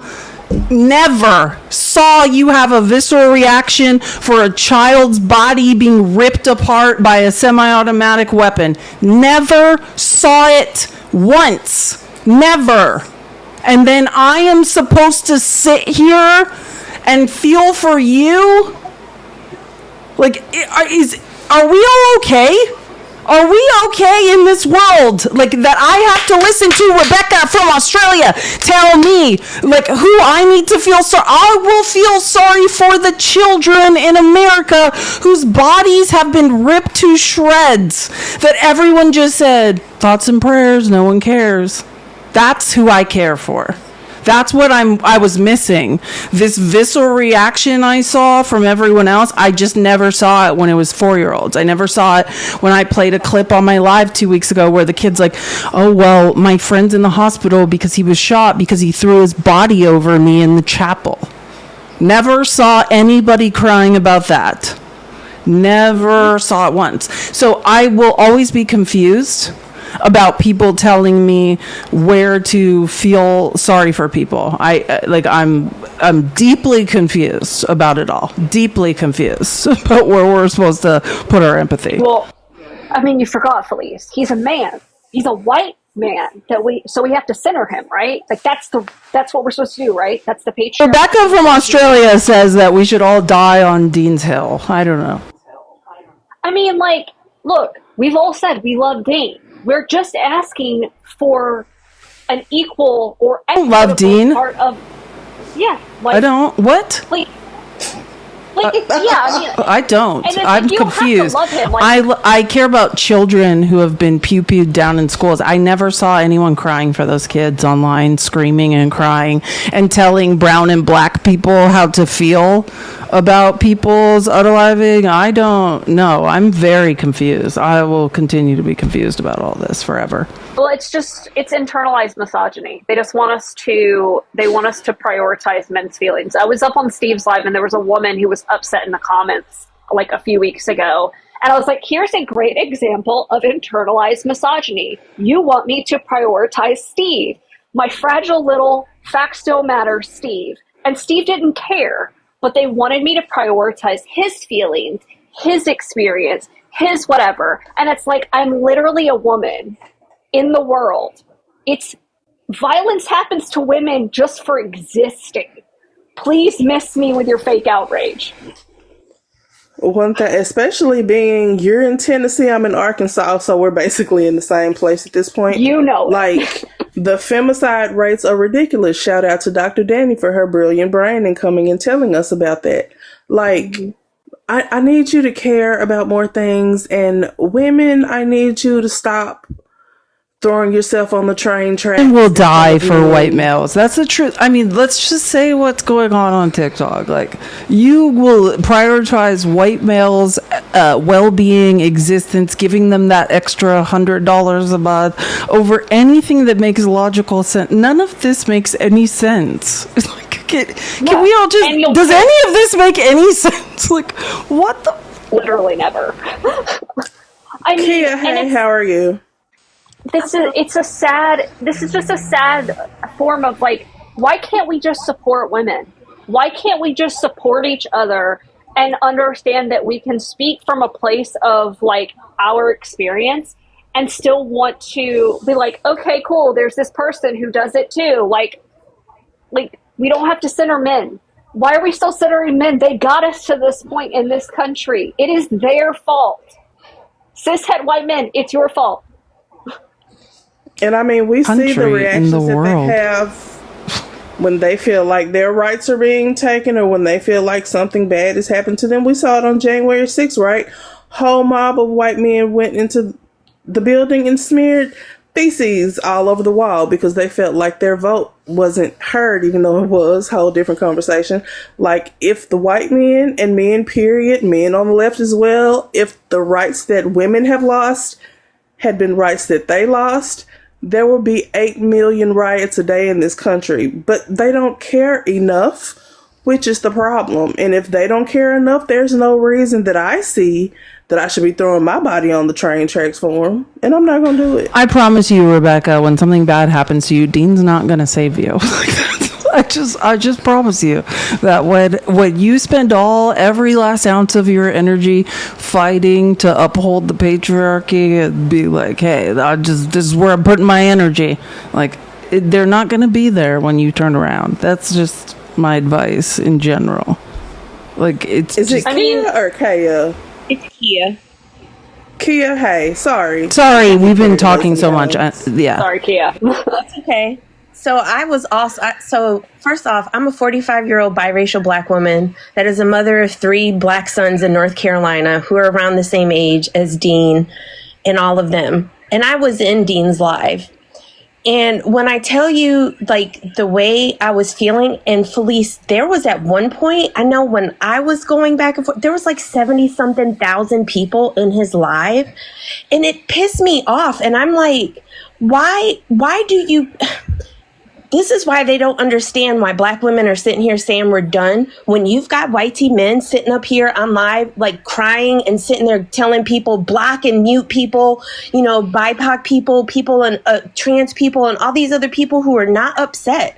And it's like, how dare you? Even one of the creators I mod for, and I consider him a brother, I told him, I said, it was problematic. You're a white man. You don't understand what we're going through. You don't understand the hate that man perpetuated against us all the time. And all those young white teen men that we saw there that would go to all of those colleges right there behind him, they're listening. They're soaking up that message. Get their clip to post online, right? To go viral, right? Like, that's what it's a micro economy. Like, do you know what I'm saying? Like, this is little like white men going to debate each other for sport to get that viral clip so they can make money while we're all dying. Yes, exactly. Like, I mean, Did you not? Where was the uproar when you watched that police officer kneel on the back of that black man? My cousin, he's not one of the people who was made popular. My cousin was murdered by a police officer in 2002 in Richmond, Virginia. 20 years later, they tried to turn that man after telling our family he was going to be fired. He unalived my cousin. He went right through the back, point blank, severed his spinal cord and through his heart. That man said that my cousin pulled out a pew-pew on him. My cousin didn't have a pew-pew on him. They never found it. And do you know they tried to make that man the chief of police in Richmond in 2022? And that's when people started hearing about my cousin's story. His name was... I'm sorry, I'm starting to shake, was Jeremy Gillum. There's like newspaper articles about him. Trey Songz spoke out about him because he's from Petersburg, Virginia. And I don't think they understand how fucking horrible was it to see that this bigoted, racist, misogynistic, homophobic asshole was on Air Force Two being flown. How dare they sit there and fucking talk about them damn flags being flown at half staff? Why haven't the damn flags been flown at half staff for every fucking Who time? said, what did Charlie Kirk say, that black people were prowling and needed to be I mean, this is what he said. Blacks were prowling around. I mean, he said black women aren't intelligent. Like that was like no. I mean, they lack. Victoria, get it right. They lack the brain processing power to. Like, and then I'm being yelled at because I can't feel something. Whenever I see all of you feeling something for exactly what this woman is talking about right now, whenever I see you guys all feeling something, I'm going to start feeling something for Charlie Kirk. I'm going to get right on it. And you know what? And the thing is like I had to explain to people. Like I took that, being that I mod for him, I got up in that space and I explained to him, the creator that I mod for, why it was problematic.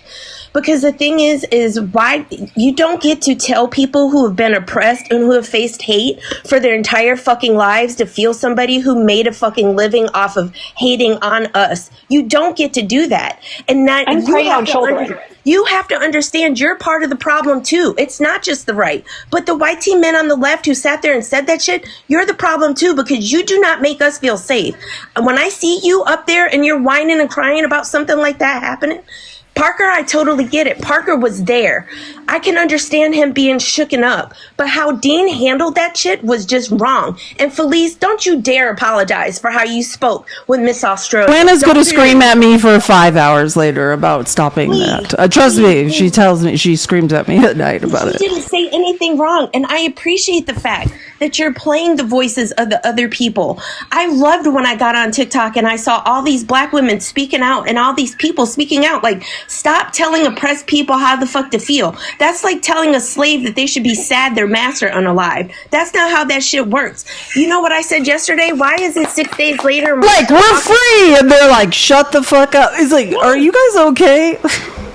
Yes, like, why weren't the damn flags flown at half staff for every one of these children? Why weren't they flown why aren't there hate crimes created for them? Why aren't people being pulled into hate groups because of that? We don't talk about school pew-pewings 5 and 6 days later. 24 hours, maybe 48 hours, the conversation is done. And you don't hear anything else about it. And those parents are stuck. And those children that sit in that school, and we sit here and we keep talking about how important our firearm rights are. But how damn important is it for the rights of our kids to be able to go to fucking school and know that they're going to come home okay? I remember before my son graduated, he just graduated in May, but when I remember breaking down in my room, he sat there and he told me, he said, Mom, he's like, me and my friends came up with a plan in case there was if something happened, this is where you come look for us. This is where we're all going to go. There's no reason in 2025 why our kids should be having to deal with that shit. It is ridiculous. And Brett Cross, by the way, who sent me $20 on Cash App, which I never thanked him for, before sad ass simp Rebecca ruined my life. This is a man, right? Like, whose child's body was, and I should not tell, it's never my place to tell Brett's story, but, we've all heard, was ripped to shreds, like in half in Uvalde by AR. And I the man who said, and I know it seems like people really have a problem when you misquote Charlie Kirk. I can look up the exact quote, but what he said was, in defense of the Second Amendment, unfortunately, there's going to be some gun deaths every year. And you're telling me when I, as the only people we're saving in this country are children. Like, we're all tainted. We're all broken. We're all to the point of no return. Let's just be honest. We're all adult children just running around. But you're telling me that every time children's bodies are ripped apart, it's, please just stop talking. We got to move on. Thoughts and prayers. And now we're having 18 funerals for Charlie Kirk, and nobody can get there that that's wrong. Nobody can get in their head. Nobody can get in their head why black people, while this man is literally debating eugenics. And this is what I'm saying. Like, this is why debate is dangerous. This is why watching white men debate the existence of black people, of women, of brown people, of indigenous people is dangerous. And I'm supposed to be like, yeah, nope, Dean's a hero. Is everyone okay? And when you were saying that, and that's the thing, that's one of I will give them this. They are fucking intelligent, and we need young white men out here talking to other, but don't. That's one of the things, other than when they have Santana, either one of them have Santana on their panel, it drives me insane when especially a younger white person sits there and speaks on women's issues. You don't have a uterus. You will never be pregnant in your fucking life. You were not black. You do not know what it's like. I bet your parents did not have that. I know. Y'all, you mean when incel men who've never had sex talk about the biology of all of our bodies? Yeah, that is one of my favorite, is when incel 18-year-olds discuss what should happen to women's bodies. Two tiny humans exit my magic portal. Please get fucked, stay fucked. It's my job to talk about that. It's our job as women to talk about that. I don't need you mansplaining it. Yes, Victoria, I totally agree. I mean, and that's the thing. Sorry, I was up here yelling, but you had me. I want you to stay forever. Like, how can we be friends? Could you text me your phone number? Like, how do I get you in my life more permanently? Like, no, I don't want you to leave. I want you to stay forever. I need more people to reassure me, because I'm always like. So how I found you is when you were still with Jay, and my same son that told me his escape plan was in the car one day, and we were listening to you guys speak. And I came up on the panel. I think that was like one of my first times ever being on a live. And I told you how much I appreciated what you were doing, that it didn't matter, that you stuck to what you believed in and you came for it. And you came with receipts even then before you had your show. I have been an avid fan since then. And I love the fact that you fucking go off and don't apologize for your feelings. We do not have to coddle these people. And it gives me the absolute ick when women especially sit there and try to tone police you about talking about what Dean and them did. It is problematic. From Australia, like Rebecca, Rebecca, no.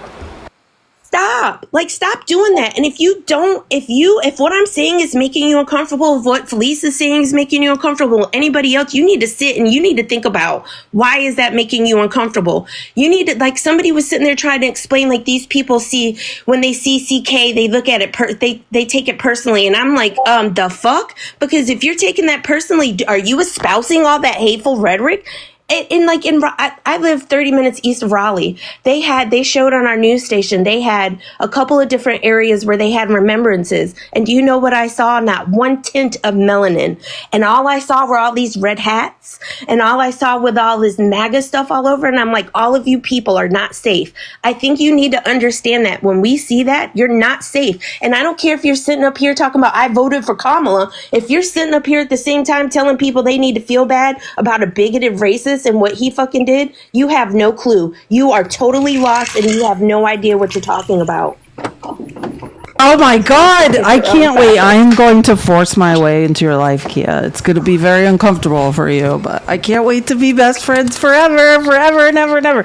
No, because it's so, like, these are important conversations to have, and maybe I should be hosting more of these conversations, because, I mean, those are the facts. Like, and believe me, I have an endless amount of empathy. I really do have an endless amount of empathy, and I live in the gray. But it is like, where is the empathy for anybody? Where for the children? And believe me, I'm not even going to bring up black children because we know no one cares about them. But the white kids that keep getting gunned down in the suburbs by other white kids, you guys don't care. There's nothing. It's just like, oh, bless their hearts. Wrong place, wrong time. Defending the second of Bebe. And now we've got a martyr on our hands. And to quote Representative Troy Nels on Capitol Hill yesterday, Charlie Kirk should be made the 13th disciple. That is a literal quote from Representative Troy Nels. I can't fucking do it. Have these people read the New Testament? Like, can anybody read? Tell them. Who's gonna tell them that Jesus was not white? Who's gonna tell them?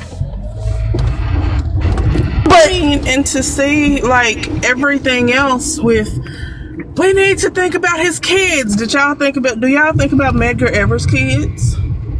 I'm pretty sure you don't. Do y'all think about Tamir still to this day? I'm pretty sure you don't. I understand Lee Jones was 7 years old when police busted into the wrong apartment. She popped up out of her sleep and they popped her. Do y'all think about her? Does that make you cry? Are you crying for all the black students that were traumatized the day after Tiny Teeth got popped? Because there were threats to HBCUs, even though black people didn't have jack shit to do with it? Do you feel that bad about them? I haven't seen that visceral of a reaction to that. Like, Dan and Santana are cool. I'm sure Parker and Santana are cool. He's been on their panels. I haven't seen that visceral of a reaction when they have guests up that hop up there and call him the N-word 18,000 times. That reaction isn't even that visceral then. So, yeah. They can miss me with all the bullshit, all of it. Every single drop of it. I will never give a fuck about a racist. I have never given a fuck about a racist. That's not going to start now because it happened live and everybody saw it. I still don't give a fuck. And you don't have to. You owe us nothing. White people have fucked black, brown, and indigenous people over from the beginning of time. We need to sit down and shut the fuck up. Myself included. I so agree, because I didn't, and honestly, because I'm working on my therapy journey, and I sat there and I was like, why do I feel like not an ounce, an iota of sympathy? And I struggle with that. You don't have to. I'm in therapy twice a week. You don't have to feel any. There's nothing. I have endless empathy. No one has to feel bad for anyone, though, because we shouldn't. No, we don't, and we don't have to, especially when you put that kind of energy out into the world. When you put that kind of energy out, what do you expect to happen? What do you expect to happen? The bullshit where they were sitting there trying to compare him to MLK? Oh, yeah, I have a clip to show you guys. Hold on. Oh my God! Don't even. This is a man who spent, and by the way, because this is my thing. I'm a researcher. Like, I watch MAGA. I keep an eye. I not only since 2021 did I watch Steve Bannon's 4-hour-a-day podcast for 2 years. I watched Charlie Kirk's. I know what this guy has been up to. I know what he's been doing. He has spent the last 3 February, Black History Month, devaluing, shitting on MLK. And people, when you hear, and I just want to clarify what you're hearing when white people say Charlie Kirk is a civil rights leader. What they are saying is the Warren Court, right, which was the liberal Supreme Court in the 60s that brought all of the civil rights, most of the legislation that protected or attempted to give equity or equality to brown people, to black people, to gay people, to women, all of that. They are saying that was an assault on straight, white, male supremacy in America. And to quote Stephen scary Joseph Goebbels Miller, right? America First Legal, which is the answer to the ACLU, which is the American Civil Rights Liberal Union. And these are white men taking their rights back, not just, and white women, if you're like, oh, that doesn't include me. No, they don't want you to vote either. They believe, and I could play clip after, I have every single bit of research to take you on I could spend 5 hours proving this is real. Stephen Miller says, America First Legal is the answer to the ACLU.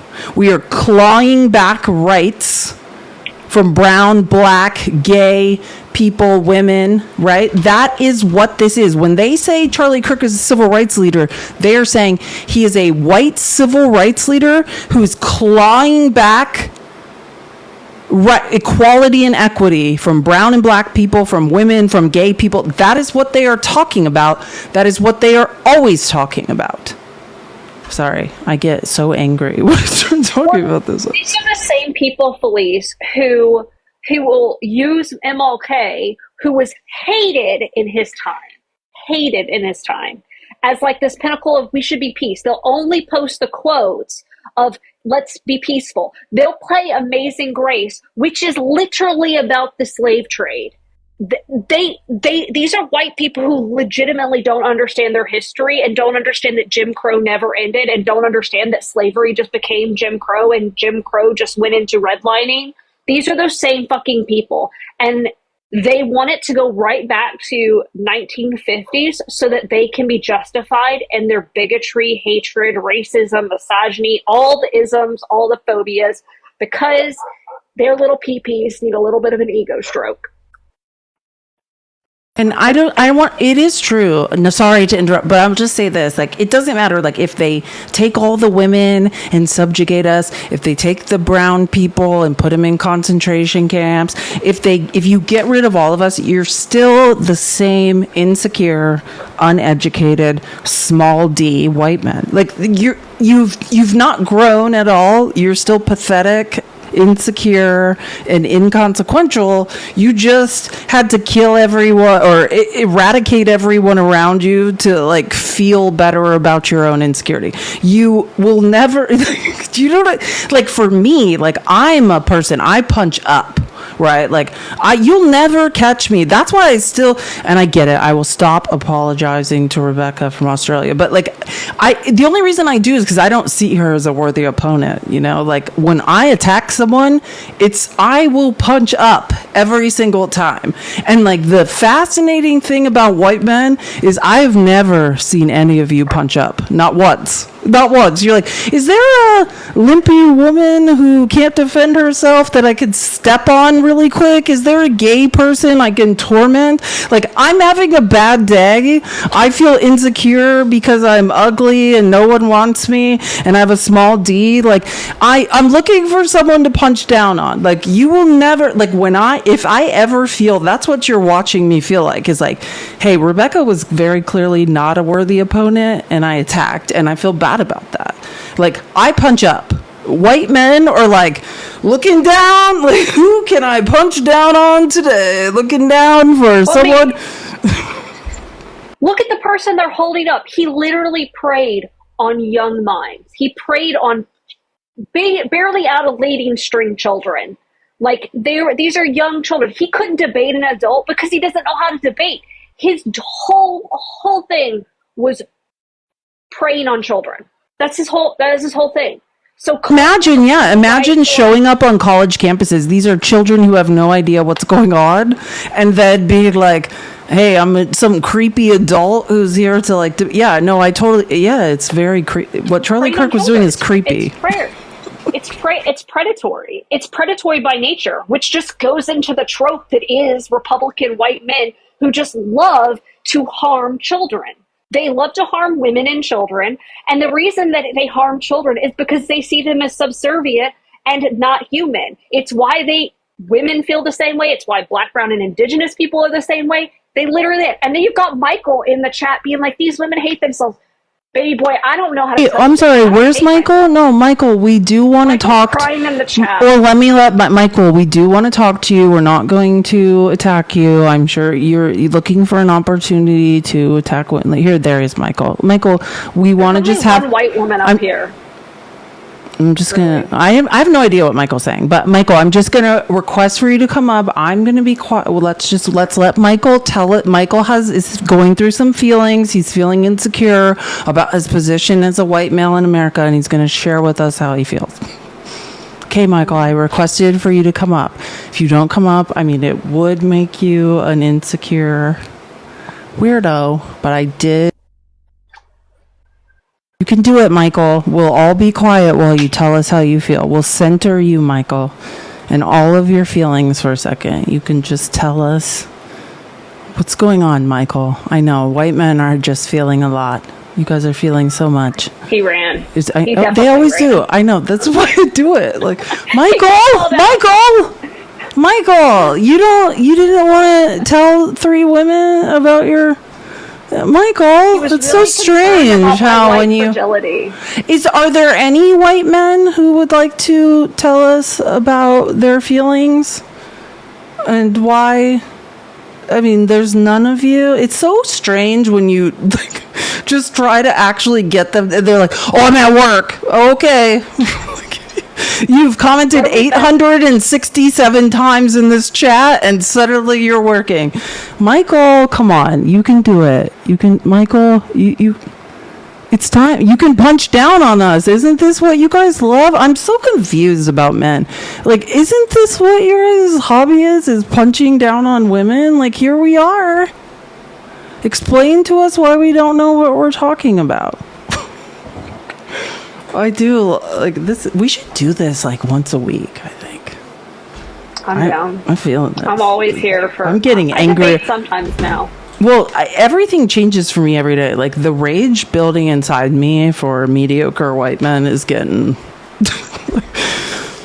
I just have them saying that. Michael, my First Amendment rights. Where are you? You had so much to say. You were belittling women in the chat. We are so confused, Michael.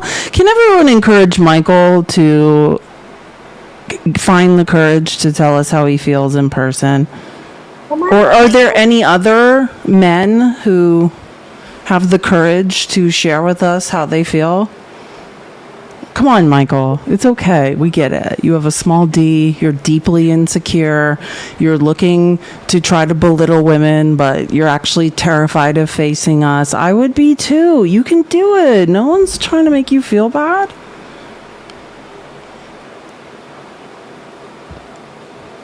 I haven't been able to run for 11 days. Oh my God, I would die. I did like 5 miles this morning and I'm like itching. I'm going to run more today. I have to run so I don't kill somebody.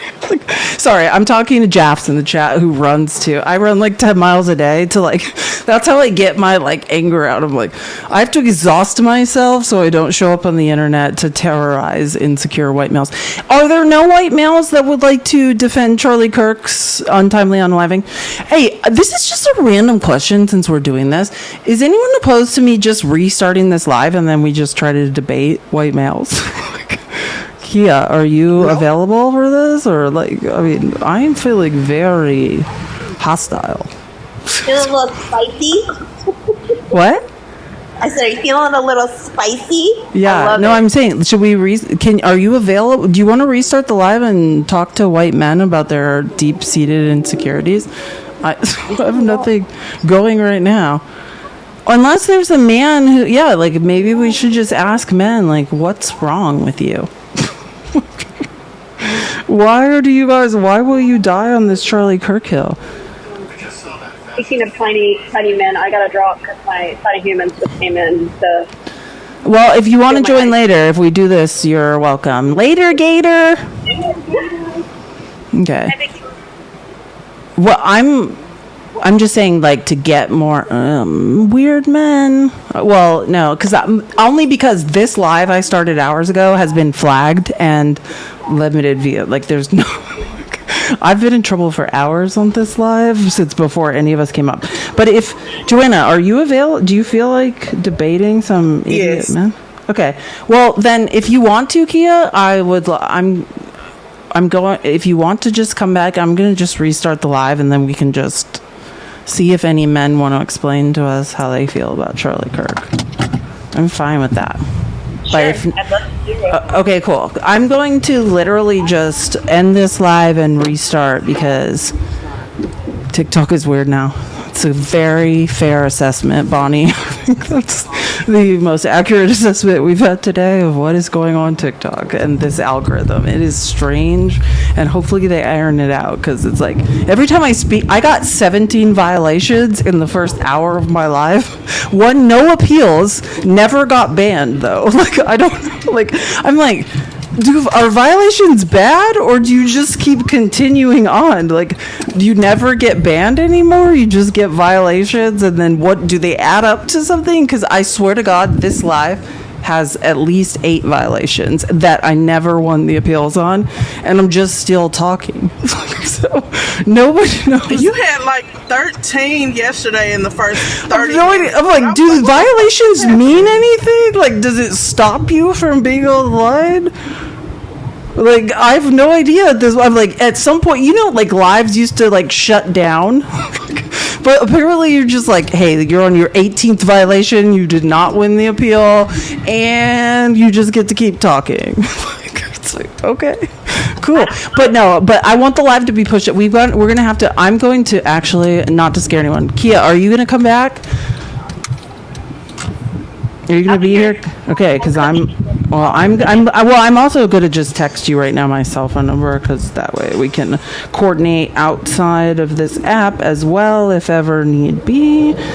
This is my cell phone number, but I'm going to restart the live. I might, because I keep getting these like notifications to like promote my live. I think we can get a lot of weird, scary, angry men if we do that. So I might do it. Okay, so I'm just going to end the live. I'm going to, actually I already peed. I don't need to. So I'm just going to restart it. Joanna, are you available to do this? I don't feel like yelling at people. I am, yeah. I was going to say, yeah, 3 women of color, they're going to be absolutely feral at us talking about Charlie Kirk. So, I'm going to, it's going to be great. I'm going to put my taco hat on. Okay, we're going to restart. Later, Gators. See you in a second.